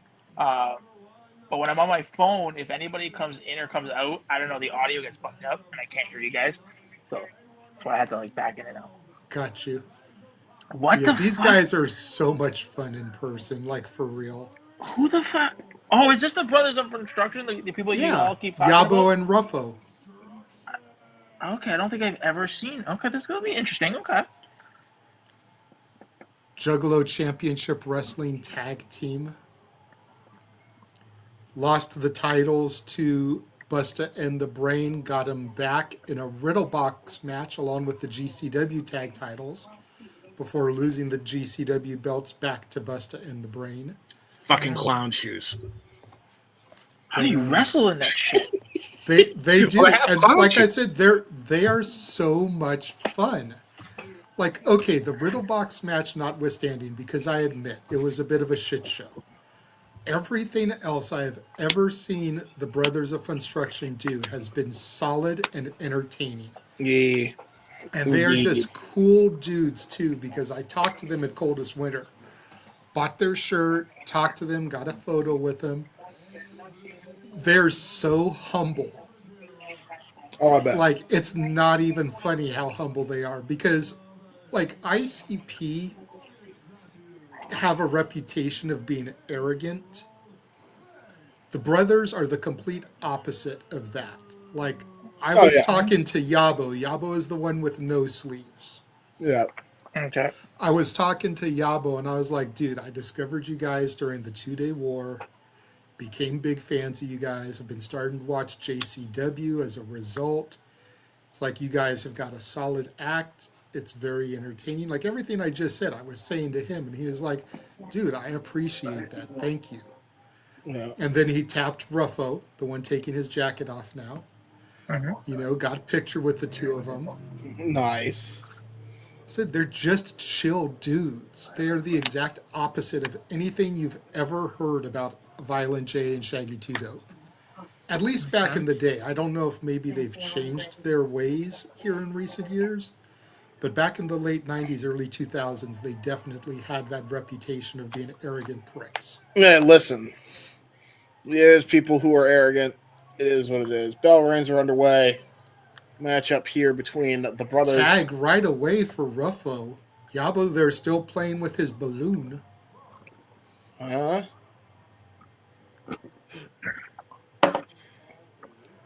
Damn. That's August Matthews in the ring. It is Matthews, yes. So seeing Matthews and the other Bang guy tags himself in now. The other guy yesterday night, I even said, these guys look like a... Nice rolling spear there from Bang and Matthews, taking Ruffo down. Yabo in now, getting taken out by Bang and Matthews. Double kick to the midsection. I think they realized I don't think they can do the mind games. Maybe that was the idea. Nice leg drop to the back of Yabo. Very nicely done by Bang and Matthews. Good. They remind me of YDMP, these guys. Bang and Matthews do? That was another match I feel that got slept on. Was the match that got us exposed to Bane and Matthews was against YDNP. That's another match you definitely should check out from last year. Nice drop toe hold there. I believe that's Ruffo in the ring. Yes, Ruffo has the sleeves. Yabo is sleeveless. That's the way I always remember him. Yeah, great drop toe hold into the drop kick right to the side. It looks like we're going to go for a double splash here. And you see it says Yabo on the back of his outfit, and Ruffo says it on his chest. Well, so, Yabo just came in at the nick of time to help his brother Ruffo. And looks like they are all business tonight. No clown shoes. Well, maybe there is some clown shoes. Well, there's got to be some clowning around. It's what you expect. There is a lot of clowning around. Matthews tied up in the tree of woe. Yabo juggling some balls. Oh! throws them at Davey Bain. No, into the balls. And now one at August Matthews. Oh, no. Balls into the balls. Oh, went for like a cannonball, but Matthews able to get out of it. Bain rolls through Ruffo there, pushes him with his feet into a spear by Matthews. Hook the leg, gets two. Ruffo kicks out. This is what you get when you try to do some fucking clown shoes. I'm just saying. You know what, Reed? I hope the next time we see them, they are mafioso. I'd love to see them teamed up with Big Vito. Oh my god! Nice standing moonsault. Beautiful moonsault there from Matthews. Gets nothing though. Unfortunately, he just got a bunch of canvas, and now a Yabo tag. gets the hot Yabo. tag. Yabo now back into the ring. A little hot tag action here.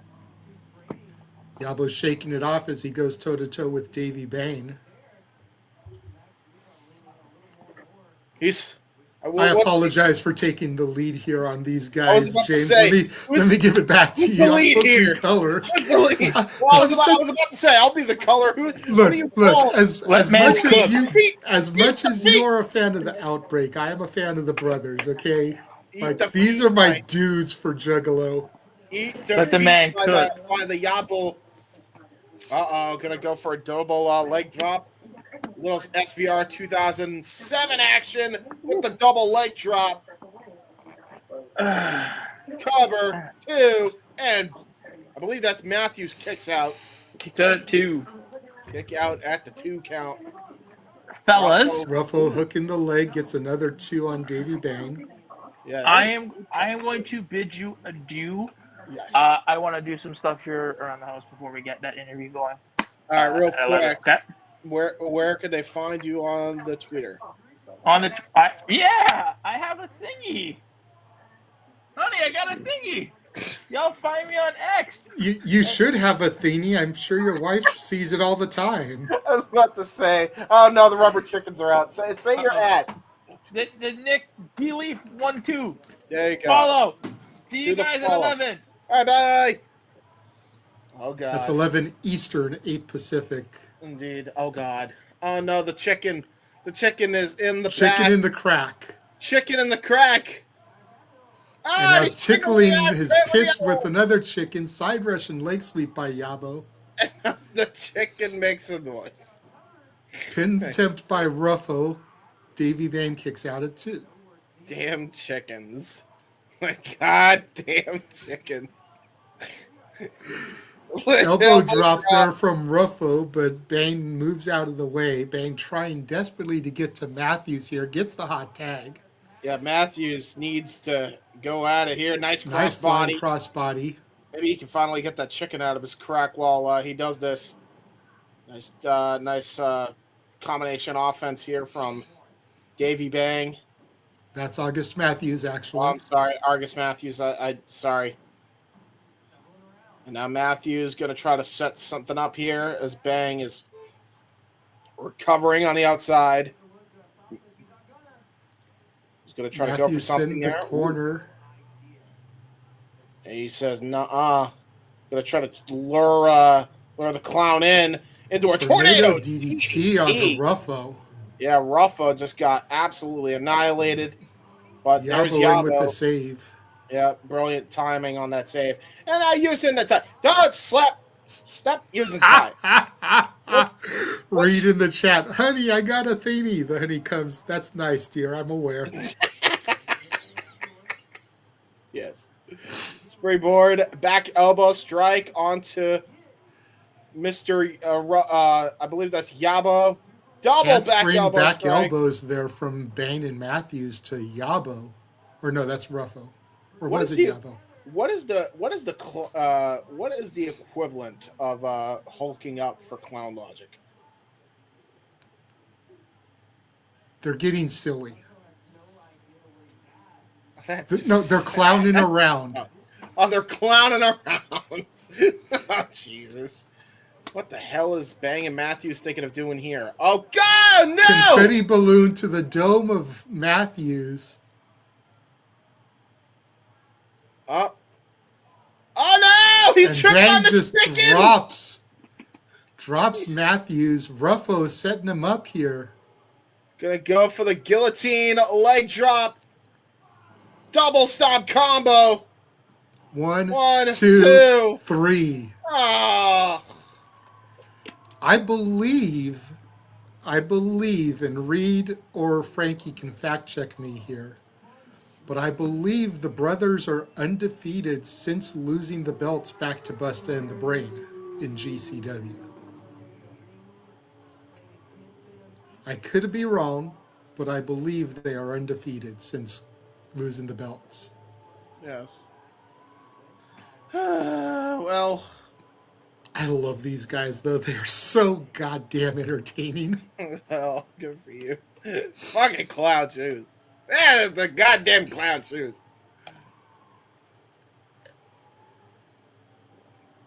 And now they're high fiving. The fans are now high fiving the chicken. Hey, they're high fiving the chicken now. Taking a look at the schedule for GCW. I don't know if you've covered this already. No. Tomorrow they will be in Chicago, Illinois.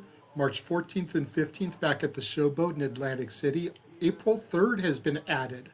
The FSW Arena in Las Vegas. Yes. So they will be in Vegas ahead of the Collective. April 4th, Los Angeles, the UCC. Unfortunately, I will not be able to be there as all my money is going to Vegas for the 15th to the 19th and the Collective for WrestleMania week. After the Collective, May 1st, Joppa, Maryland. May 2nd at the Philadelphia, Pennsylvania at the 2300 Arena. Go back real quick.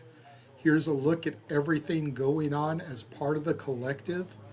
Poder Mania, Dragon Gate, and Hybrid Wrestling PWU for Wednesday. Progress Wrestling, Mark Hitchcock Memorial Show, Death Vegas Invitational, and MDK Fight Club on Thursday. Gringo Loco's World on Lucha, Barnett's Bloodsport, Joey Janela's Spring Break, and Juggalo Championship Wrestling on Friday. Effie's Big Gay Brunch and the Immortal Clusterfuck on Saturday. Going back to the listing here, May 15th, Detroit, Michigan. May 16th, Sauget, Illinois. May 17th, still to be announced. I proposed to Ryan, since they're going to be in Michigan and Illinois, maybe they'll be in Indiana. May 23rd and 24th, they will be in France and Italy. June 6th and 7th, back at the Showboat for, I believe that's going to be Cage of Survival and Tournament of Survival. Yeah. June 18th, Wildwood, New Jersey, and June 20th, Berwyn, Illinois. There you go. Yeah, the 6th and 7th Showboat, that kind of lines up to where TOS and COS was last year. Yep. If I remember that's correctly. about right. So that's probably going to be Cage of Survival, Tournament of Survival. I am just happy that snow is melting and it will be melted by the time April rolls around. That's what I'm looking forward to. Tell you what. Yeah, we still have that May 17th unannounced show. Like I said, I'm wondering if that's going to be Indiana. Because it would make sense. They're doing that loop. Michigan, Illinois, Indiana would be right next door. So that maybe Ryan can go live and see them. Indeed. Depending on where they are, if they do the river again. True. Because again, it was around that time last year that they did that river show, wasn't it? Wasn't it May or July? Right in that general vicinity? Yes, it was something of that nature. So timing would align perfectly. We'll get ready for our next matchup here at GCW So Alive. Uh-oh, here we go. Wait! Wait a damn minute. Brittany Brooks? It is Brittany Brooks. I remember this. Remember that Vipress and Brittany Brooks, they had a vicious fight all the way back last year.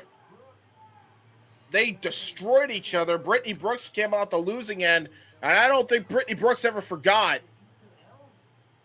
Well, this is supposed to be Vipress versus Christian Napier, the Midwest Menace. Well, Brittany Brooks coming out here getting a pound of flesh on Vipress. Yep.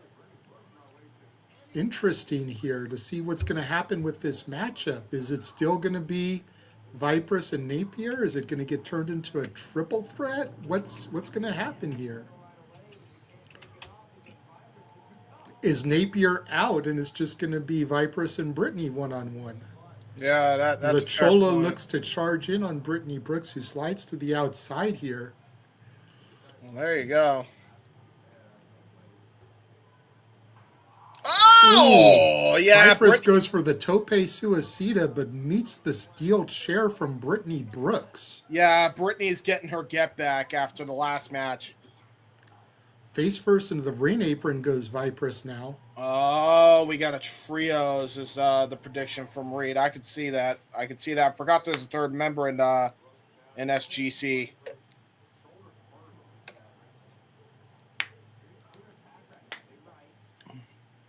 We will still probably use just the tag team graphic just so we don't confuse the audience, but yeah. 100%. Brittany Brooks with an arm rainer dropping Vipress down face first onto the mat here. Mm-hmm. Yeah, and those are not. Those are very.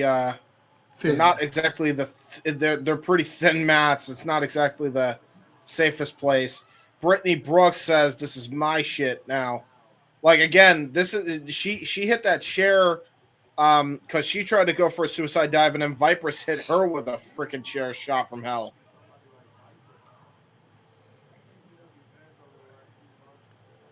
Vipress now getting Brittany back, sending her face foot first into the ring apron, elbow to the midsection from Brooks to Vipress. Yeah. Vipress now face first in the apron. Yeah, Brittany Shoulder Brooks. thrust there from Brittany Brooks, the center of attention, trying to make herself just that here. Well, I'll tell you right now, I think she's definitely trying to get her get back after the last match because everything about this screams to what Vipress did to Brittany Brooks the last time. Shoulder first into the steel post. Brittany Brooks has no problem being disliked here by the audience. Vipress getting absolutely destroyed and dissected here by Brittany Brooks, which is not a position you see Vipress in all too often. But Vipress has been pretty dominant since coming to GCW. Yes. Nice drop kick to that injured shoulder from Brittany Brooks. Yeah, the shark smelling blood here. Gets a 2 count. Yeah, that was absolutely pinpoint accurate there by Brittany Brooks.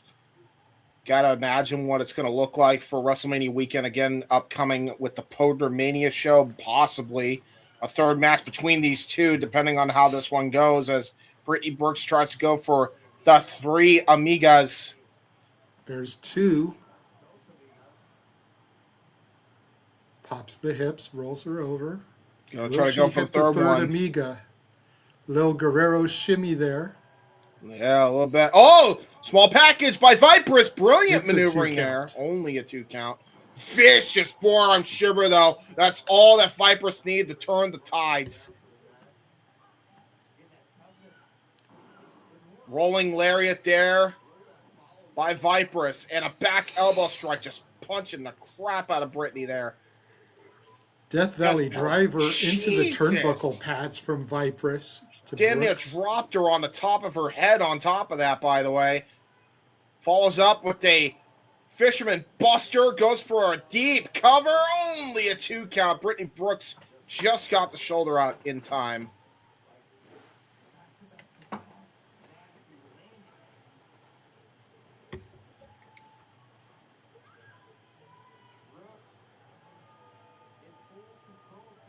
Now going to go for a straight jacket with a power bomb, but look at that. Again, the arm just gives way. Divorce court right to the arm.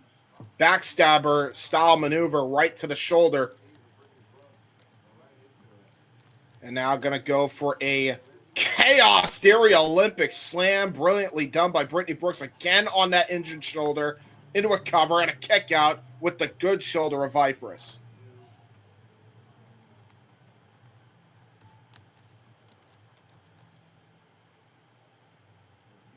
Good women's action here.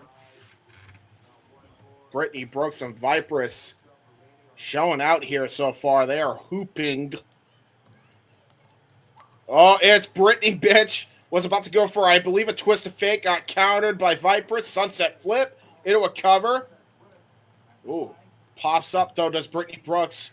Uh-oh. Death belly driver. Caught right on her head and neck. Into a cover. Lateral press and a kick out. Powers out. Brittany Brooks. The attack on the shoulder paid off because Vipress did the only thing she could do in that cover, which was to just lay on top of Brittany Brooks with all of her weight. Unfortunately, it did not happen. And now Vipress going to try to go for a frog splash here. Little shimmy of her own as she finishes mounting the top rope here, but Brooks back to her feet, jumping forearm shiver from the center of attention. Now Brooks climbing up to the middle rope here. Yes, sir. Looks like she's thinking superplex. Has her hooked. Ooh. Vipress fighting back, though. Yeah, Vipress. Ooh. Headbutt drops Brooks to the mat here. Vipress now perched on the top. Frog splash connects, but Brooks gets the knees up. Yeah, she got all of those knees up. Brilliant. DDT. Raven effect. Floats right over, hooks the leg. There's one. There's two. Vipress kicks out. And Brooks is in shock. Yeah, honestly, that was a very great. She's even shouting at the referee, "Are you kidding me? You suck. You're a loser." God is booing the spoiled brat Brittany bitch. Hey, Brittany bitch.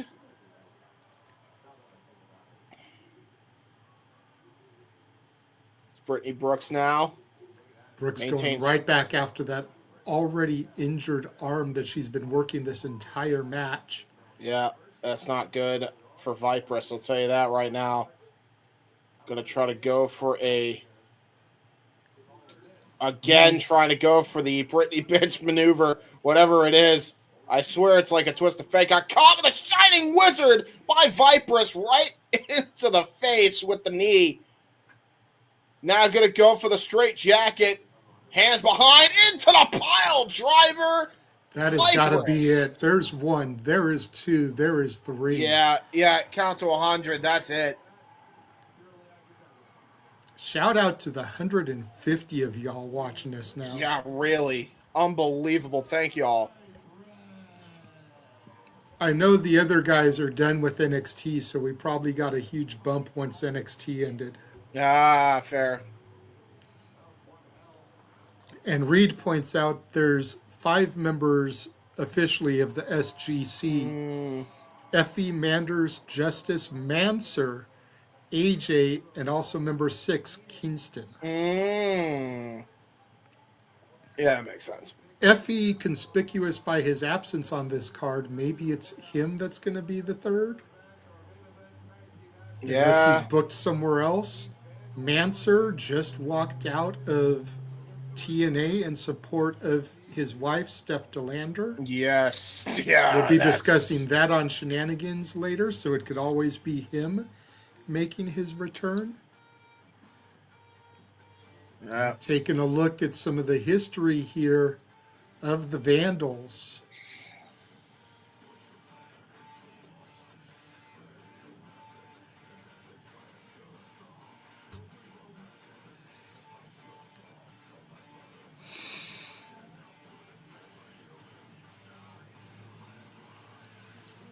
Yeah, we're seeing the violent history of the Vandals for sure.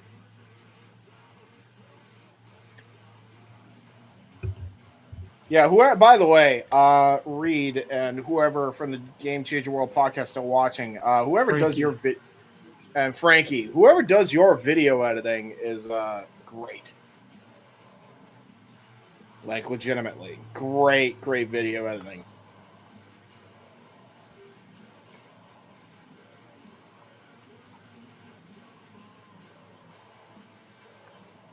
I still want them to add some of the East 1999 to the Vandal music. Yes. Shout out Ivan. Because that's the one at the end that has them doing Cleveland is the city where we come from, so run, run. Yeah. Okay, Well, Reed saying Ivan and Frankie saying that he believes Ivan does the podcast vids now, but don't fair. quote him. But yeah, whoever does it does some sick video packages. Yeah.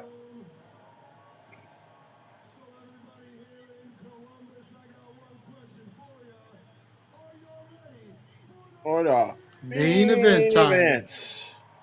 Let's see what happens if we get a trios match or if we get a standard tag.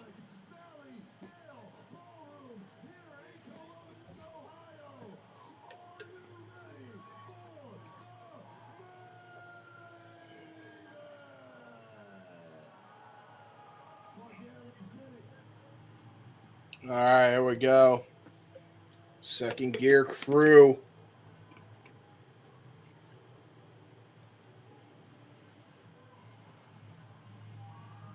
And here they come out to Kilgore Walk. Could be Pantera. I don't know. Is it Pantera? Is it? I think Event it's Simple? Pantera. There's like too many versions of the song. There's Pantera's Kilgore. the OG. Kilgore Yes. was the one that was done for the ECW, the music CD, though. Yeah, and then there's the Event Sevenfold version. I think the last time we saw Second Gear Crew was at the mall show, the American Dream. Yes. We tried to help out, I believe, Effie in that regard. Yeah. So AJ Cray and Matthew Justice making their way down. And to your point, it could be it's either a standard tag match or it could turn into a trios easily. Again, especially with Christian Napier now no longer scheduled for a match, easily could insert himself into this one.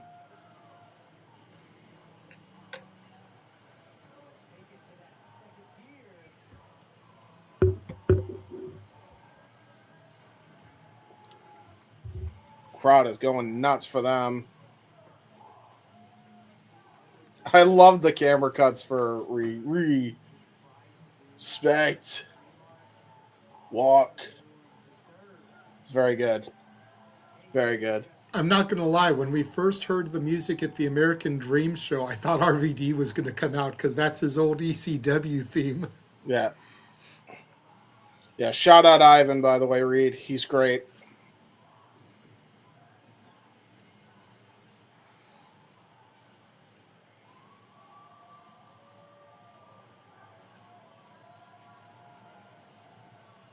It's going to be a hell of a hard... I feel like it's going to be a hardcore war for damn sure.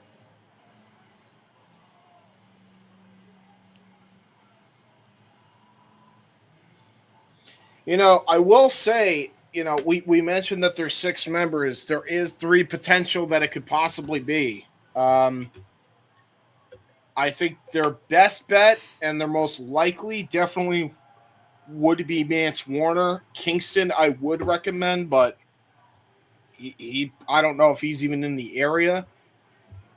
And then Effie, well, Effie's going through a bit of an existential crisis right now, so I don't know if you can even rely on him.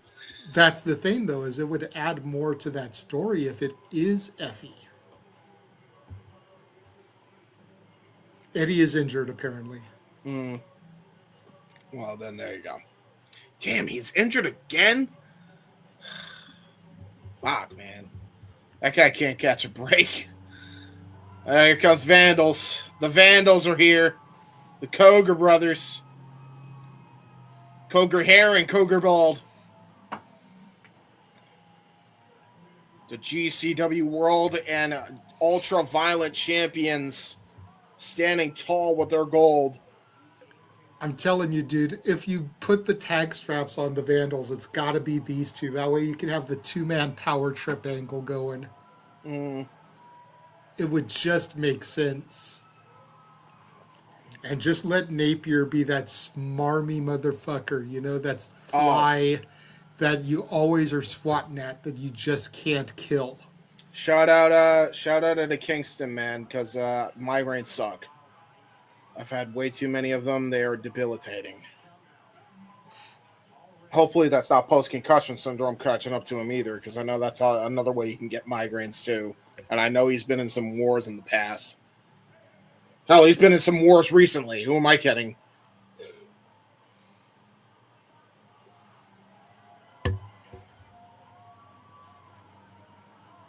I feel like every day Eddie Kingston's fighting.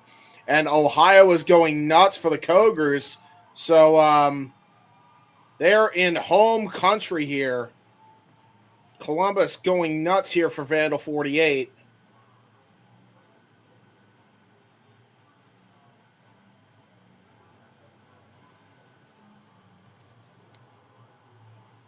Nothing special for the Vandal gear. No, Reed. No, nothing there.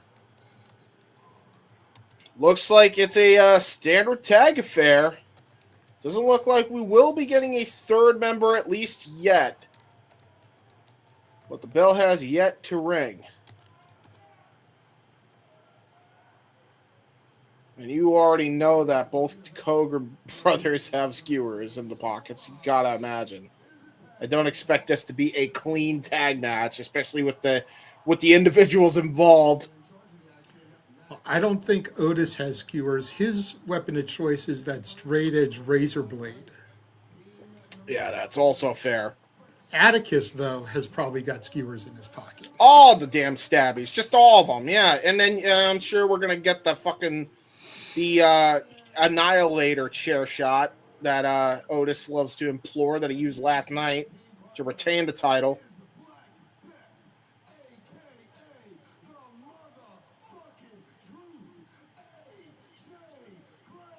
AJ Gray and Matthew Justice. That is Matthew Justice, right? I believe that is. Yes. Yeah. Second gear crew ready to go here.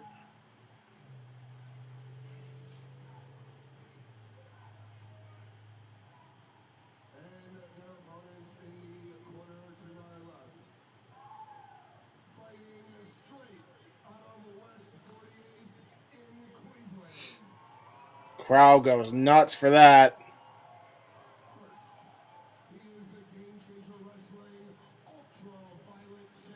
And even though they're the heels, they're the state favorites there.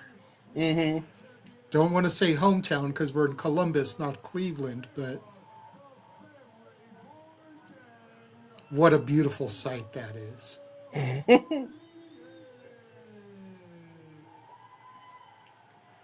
Man, we've been calling for this for Otis since Tournament of Survival last year. Yes, we have. Yep. Yeah, I was saying that to Ryan, after the finals with Otis and Tremont last year, we were like, dude, he's going to be the one to take the title. Just watch and wait. Little did we know how everything was going to transpire, but still, we've been calling for this since TOS last year. We're going to start things off with the GCW World Champion Atticus Koger and taking on AJ Gray.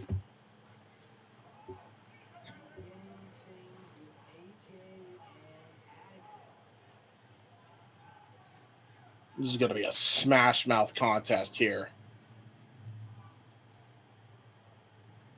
Collar elbow tie up, starting things up. Nice waist lock from Gray. Ooh, wrestling takedown. And that's another thing is AJ Gray, he can hoop, man. We've seen him hoop with some of the best. Well, we saw Atticus hoop last week, too. Don't forget. Yep. We made sure to comment about how Atticus was showing his technical and high-flying proficiency. Yep. Not just a bag of tricks. A bag of violent tricks, we should say. And now Atticus Koger getting ready. Nice, just a shin kick right there. That was an innovative kitchen sink style maneuver there. Try to Irish whip him and just a straight jab. And AJ Gray is like, that tickles. Irish whip. Ooh, little do-si-do action. Counteracting. What nice a spinning wheel kick. Wow. AJ Gray just leveling the world champ. Now running, charging, attack in the corner. Just an uppercut right to the chest. May have been a chop. and goes for another one.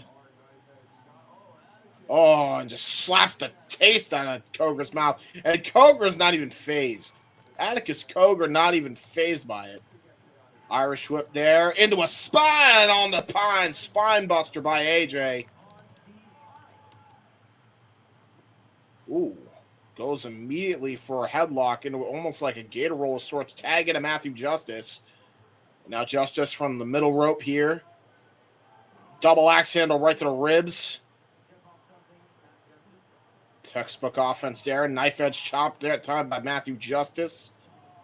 The last time we saw Matthew Justice in a wrestling capacity, I believe may have been against Hammerstone on the MLW show. Maybe before that. Actually, technically, he might have been in Battle Riot. I don't remember. But he's been here. Been here a bit. It's been a bit since we've seen him. Irish whip by Matthew Justice. Hard hammer throw into the corner. Just drills the world champ right to the canvas. And he is clutching at his ribs here. Knife edge chop to follow up there that time by Matthew Justice. And he is just enjoying this punishment. Into a bulldog there by Justice. And now a tag to Otis Coger, the Ultraviolet champion, coming into the ring now. Big brother Otis now coming in to avenge little brother Atticus. Big shoulder tackles. Both men, big boys here. Matthew Justice and Otis Coger. Otis giving up a couple inches to Justice, but I think he makes up for it in his mass. Yeah. And his athleticism as well. We saw what he did in the Ultraviolet Championship last night as well. Hell of an athletic big man, to say the least. Grizzly Magnum to the back of Matthew Justice. The back just going beat red of Justice. And a lariat to follow up by Coger out of the corner. And a vicious strike to drill him down. And another Grizzly Magnum while he's on the canvas. Coger is not giving Justice a moment to breathe. And now just chopping the shit out of him is Otis. Irish whip. Tried to go for a charging attack. Boot up by Justice. Another boot by Justice. Setting up for a tornado. DDT. Connects. Goes for a cover. Into a lateral press. Hook the far leg kick out. Now we are back to a stalemate. Tag back into AJ. Tag back into the world champ. Atticus. Going to try to go for a suplex into the corner. Gets all of it on AJ Gray. And AJ definitely felt that stinger. And now look at Atticus Coger trying to talk trash to Matthew Justice. Now trying to charge in. Double team action by second gear crew. They may be reaching that gear. Double splash in the corner. And a double elimination! Or fall of humanity there. By second gear crew onto Atticus Coger. And now Otis coming back in. Going to try to avenge the beat down there of his brother. Trying to go for a double choke slam as Gray and Justice. Otis blocks it. Irish whip thwarted. Back body drop to Matthew Justice. And now Otis Coger with a vicious shoulder tackle just drills AJ Gray to the canvas, into a cover and a kick out.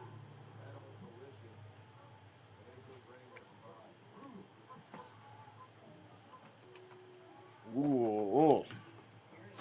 Just fish hook in the nose there. Heelish thing to do. Trying to pull there, and the referee is trying to call for... I don't know why you're counting in a GCW match, but, fair enough. Chop to the back again, this time to AJ Gray by Otis. Holding on to the ring, just trying to snap that arm off the top turnbuckle. AJ Gray says, hell nah. And now a tag into Atticus Coger. Back in the ring here as he pulls on the mouth and nose here of AJ Gray.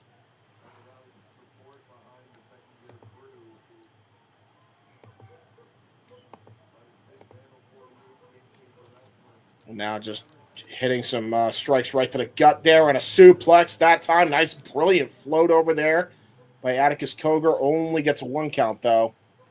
But I think Atticus is trying to just punish AJ Gray. Stop to the fingers there of AJ Gray. And again, just that vicious onslaught attack by Vandal 48. They have been all over Second Gear Crew since the moment the match began. Tag in back to Cogar Bald. And just a vicious shot right to the gut. Headbutt to the back of the head. And again, there's just the vicious assault. They will not let AJ breathe here.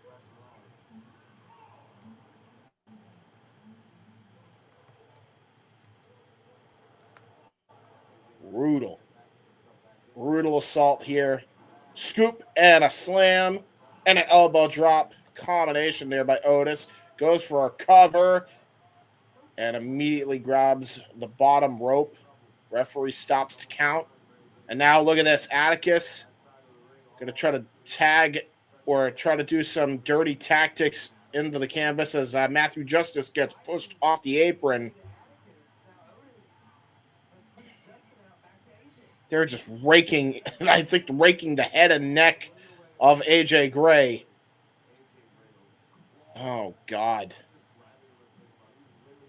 Now what the hell is going through the heads of Vandal 48? Another scoop slam by Otis Cogar, tagged back into Atticus.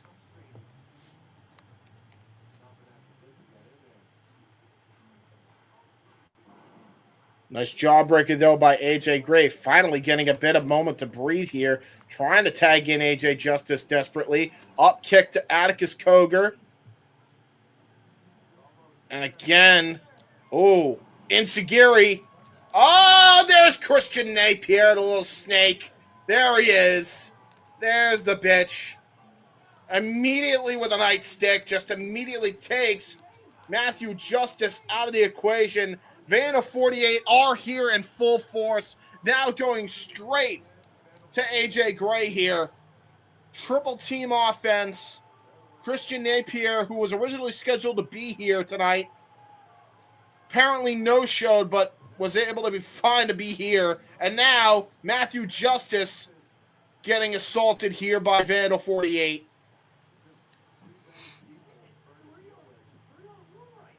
And now it's 3-on-1. Oh, God. We're going to get a triple team offense here. Possibly looking for the Lion Salt and a trio. Whoa, there's Atticus Cogar on the Matthew Justice. Falling elbow drop by Otis Cogar. Hilo over the top rope by Napier. And I don't even know what we do in a situation like this. They haven't thrown the match out yet. No, the bell has not gone yet. Triple team offense, crossbody, air Napier into the, oh my God, just kicked him right in the balls, I think.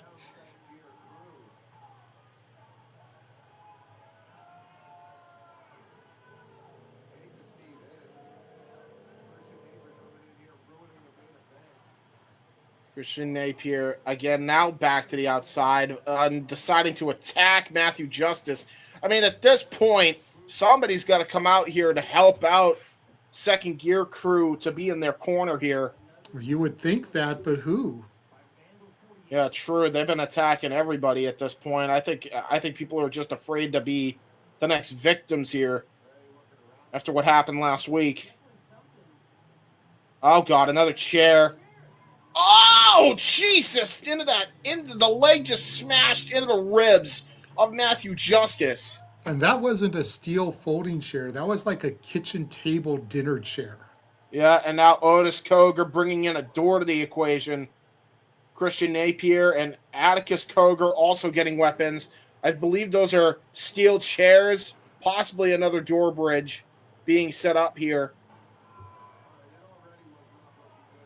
Chair right to the back of AJ Gray as he's still trying to recover on the outside.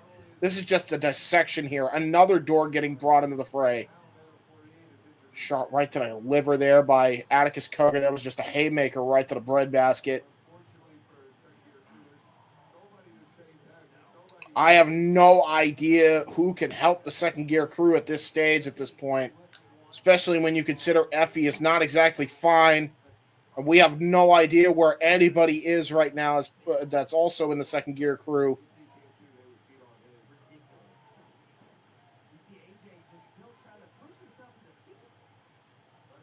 It's an interesting camera angle there, shooting the stage. Almost makes you think someone is going to come in. Atticus has AJ Gray set up. Air Raid crashed through the door. Jesus Christ, dude. This has just turned into a dissection. And now into a spine buster. Into the door. Fucking hell. Yeah, second gear crew are getting dissected by vandals. Ooh. Double kick out there by second gear crew. They still have fighting spirit. And Christian Napier decides to just get himself back into the fray here. Chair shot right to the upper back and the neck of Matthew Justice. Where is Mance Warner? Where is Eddie Kingston? Where the hell's Effie? Somebody get out here. Oh my God. Dora's now just getting smashed into the back of Matthew Justice. And again, no disqualification, so this is all legal. Oh! Ooh! Those are long-ass skewers! Oh, and they just got stabbed right in the gut. Oh my God. I think those were shards from the door. I don't think that was a skewer, James. Dude, it looked like it. Holy. He's stabbing it with him anyway, and I didn't like it. Because you see there's little pieces from the door scattered around the ring there. This is vicious, dude. Where is anybody here? Oh, God, no. They're all in the locker room. They don't want none. Now Koger's got the skewers. There they are. Oh, God, more stabbies. Oh, he's getting them ready. Uh-oh. Wait a damn minute. Finally somebody's coming in. I don't know who.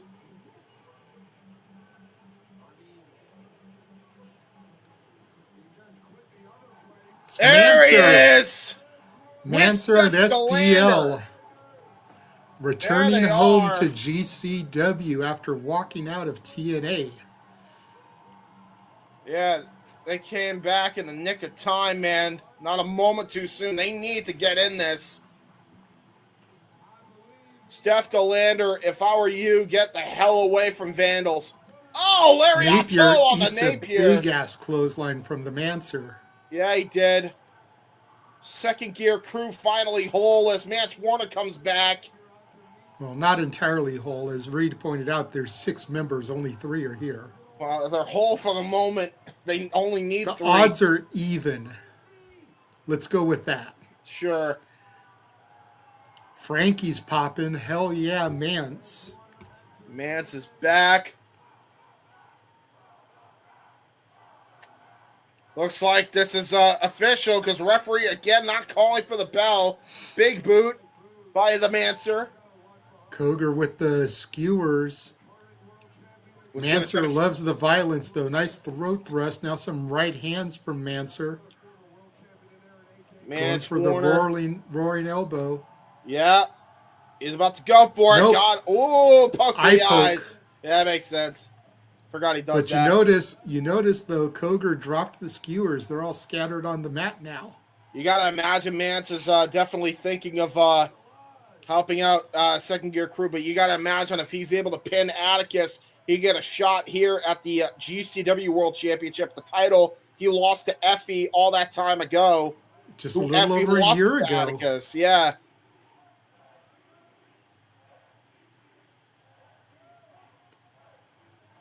And now Mance Warner.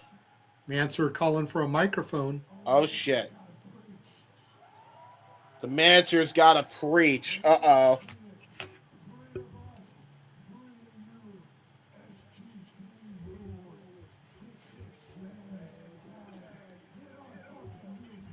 Oh, shit. SGC rules me. And now Walk is back playing in the arena. Oh, shit. Oh, it's a mayhem. It's anarchy in the arena. Oh, no.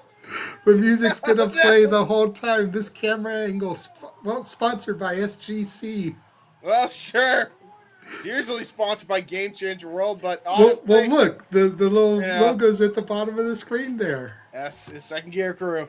He said this is SGC rules, so Well, there you go.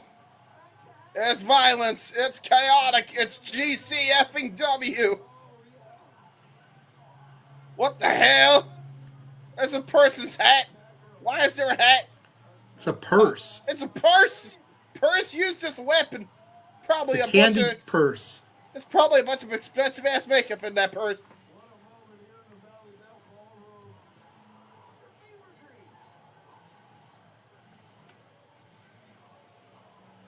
Oh, the crowd going nuts for the song. They're going nuts for the action.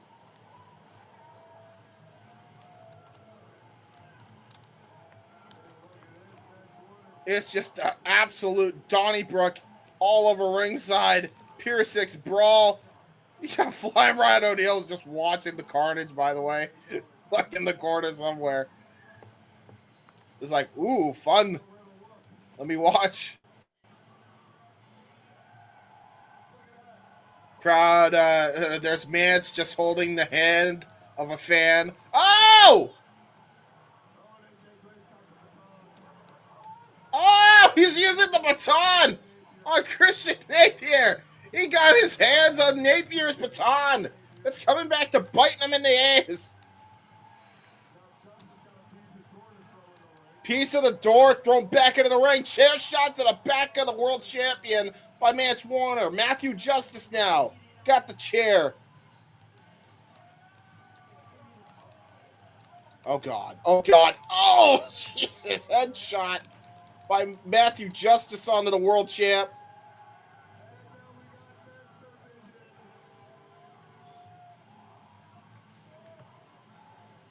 Otis Koger is getting assaulted by Mance Warner thanks to the camera and Mance Warner, I assume, being the operator. Don't forget, James, we're going to be at the GCW home base, the Showboat in Atlantic City next weekend. Oh, yeah, fair. This is all steam heading right into the Showboat. Wait, so... By the way, shout out to the over 200 of y'all watching as chaos ensues Yeah, really. here on GCW. I mean, what do we do at this point? How do you declare a winner in SGC rules? It's a 6-man tag match. It's hardcore rules. It's GCW. Where's the ref? Oh, Napier coming back. Napier trying to get him some of Manser, but I don't know how smart that is. Well, he's got the door right to the back of Manser. Oh, chair shot right to the head. Justice with a chair throw, Sabu style, to Napier. Manser taking a seat here now. Well, I mean, he's trying to get some feeling back. You got Otis Koger sitting in the other seat. It's just a complete, utter bedlam here. Frankie says it's 6-man tornado, no DQ. That's what SGC rules are. Okay, got it. And I assume the pinfall has to take place in the ring, so...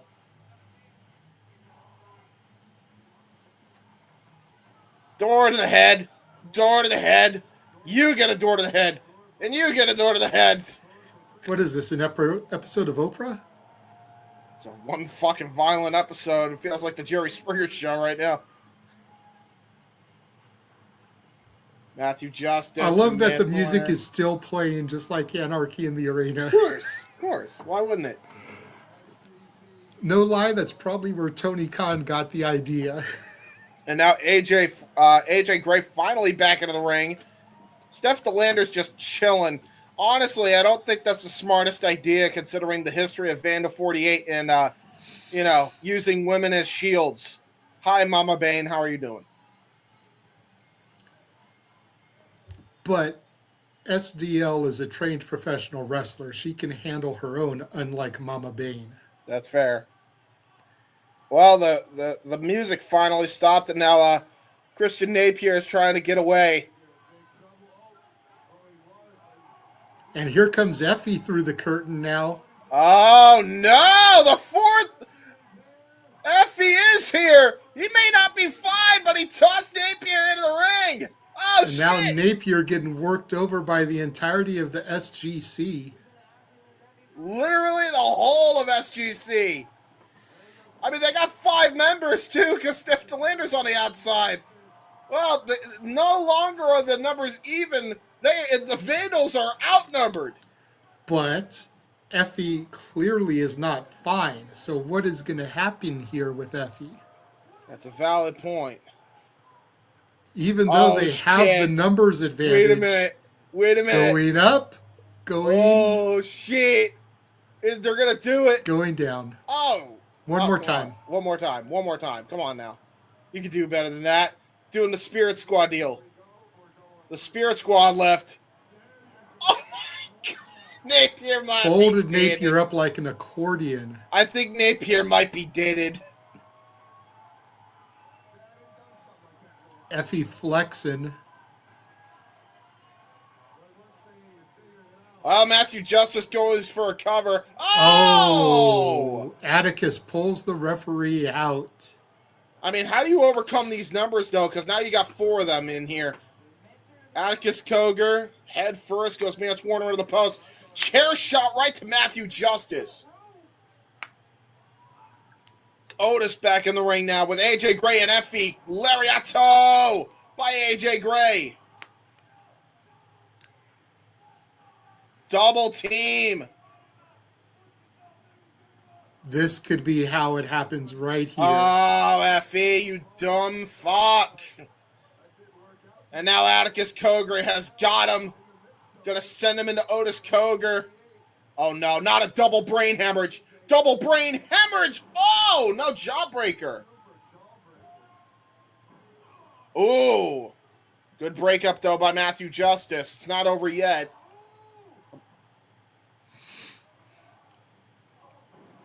Lariato and spear combination. Textbook combination from Justice and Manser. Super kick by Atticus. Oh, God. That's true, Frankie. I didn't even think about that. Yeah, it's true. Skewers. But a low blow from Manser. And now he's got the skewers. Oh, no, Atticus, you get what you sow. Oh, good. Oh, no. Oh, Atticus becoming a hedgehog. Oh, shit. Uh-oh, and SDL is in here now, going to get her some. Oh, my Spear God. to Atticus. Well, I think they got it. I think they may have the win here. Not yet. That's a fair point. Effie is still there, and Effie is not fine. Oh, God. Oh, they're going to go for coast to coast with the door in between, and the skewer still in the head of Atticus! Coast to coast for Matthew Justice. I believe Koger got knocked the fuck out. Lateral press. Wait a minute. Effie saved Atticus. What they the had hell is one going Effie. on here? Effie, you idiot. Effie, you idiot. Effie wants to pin Atticus because Atticus took his title. And by pinning Atticus, you would be the number one contender to the championship. He is, though. This is SGC rules. And, yep, there it goes. Yeah, it's over. 1, 2, it's 3. over. Napier God just stole it damn because of Effie. Fucking Effie, man. Literally survived against the second gear crew. Oh, my God, Effie.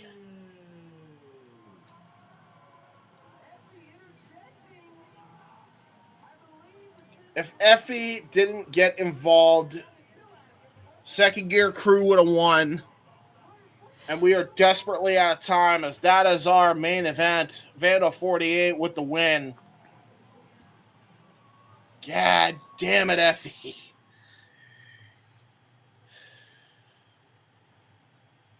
Well, There you have it. There you go. Fun show. Fun show. Good really shit. quickly, before we officially sign off here, Yes. we want to take an opportunity to do the marathon run through of all these shills and everything. Mm-hmm. Make sure you subscribe to and follow the Wrestle Collective at the Wrestle Collective on YouTube, at Dubc Worldwide on the X. Make sure you subscribe to Rage of Wrestling on YouTube. Yes. Make sure you subscribe to and follow at nfoster1916 on the X and YouTube. Make sure you subscribe to and follow at jhebertside95 on the X and the YouTube. That me. Make sure you follow the Wrestlefish on the X. That is James's regular partner in crime. And also my friend. Make sure you follow and subscribe to me at Casa D18 Studios on YouTube, at Casa D18 Studio, no S on the end of it, on the X. Make sure you subscribe to the Jeff Meacham Network on the YouTube. Make sure you subscribe to our Canadian friend, Ash, at Batty for Wrestling on YouTube, especially if you are a fan of New Japan. Yes. Make sure you subscribe to Rangers of Wrestling, part Power Rangers, part professional wrestling. Yes. And make sure that you're following the Simply Reliable Studios at SRS 2024 on the X. Yes. Go back in the archives. Check out the interview we did with the Princess of Perfection, Rachel Lay. Check out the interview we did with the Poder Mania champion, Brittany Blake. Check out the interview we did with Heather Lynn, the Poder Mania ring announcer. And in 30 minutes, tune in for our interview with the conduit of karma, the good witch herself, Kaya McKenna. Yes. That is going to wrap things up for us here from the Simply Reliable Studios for the Watch Along. Yes, James. I forgot. There's 3 more things, and this is all collective plugs. Just want to run through those real quick. Wrestling with Tism this week on Monday. Check that out in the archives on the Wrestle Collective on YouTube. Also, check out Draft Tape Part 2. Also, in the collective archives on the YouTube and Twitter archives as well, if you fancy that. And also, check out Queens Road tomorrow, 7 o'clock p.m. EST, the all-women's showcase where they highlight women's professional wrestling. Check that out, 7 o'clock p.m. EST at the Wrestle Collective at YouTube. Bang! Right here. Go subscribe. Do the thing. That is it. That is it for us. So we will see you guys at the top of the hour, 11 Eastern, 8 Pacific, for Yes, sir. our interview with Kaya McKenna, for the Heb Man, James Hebert, for Nick, for myself. I am the Renegade of Wrestling, JJ Williams. Thank you for having joined us for our GCW Watch Along of So Alive. We will be back here tomorrow for GCW Ransom. Have yourself a good evening. Good night, everybody.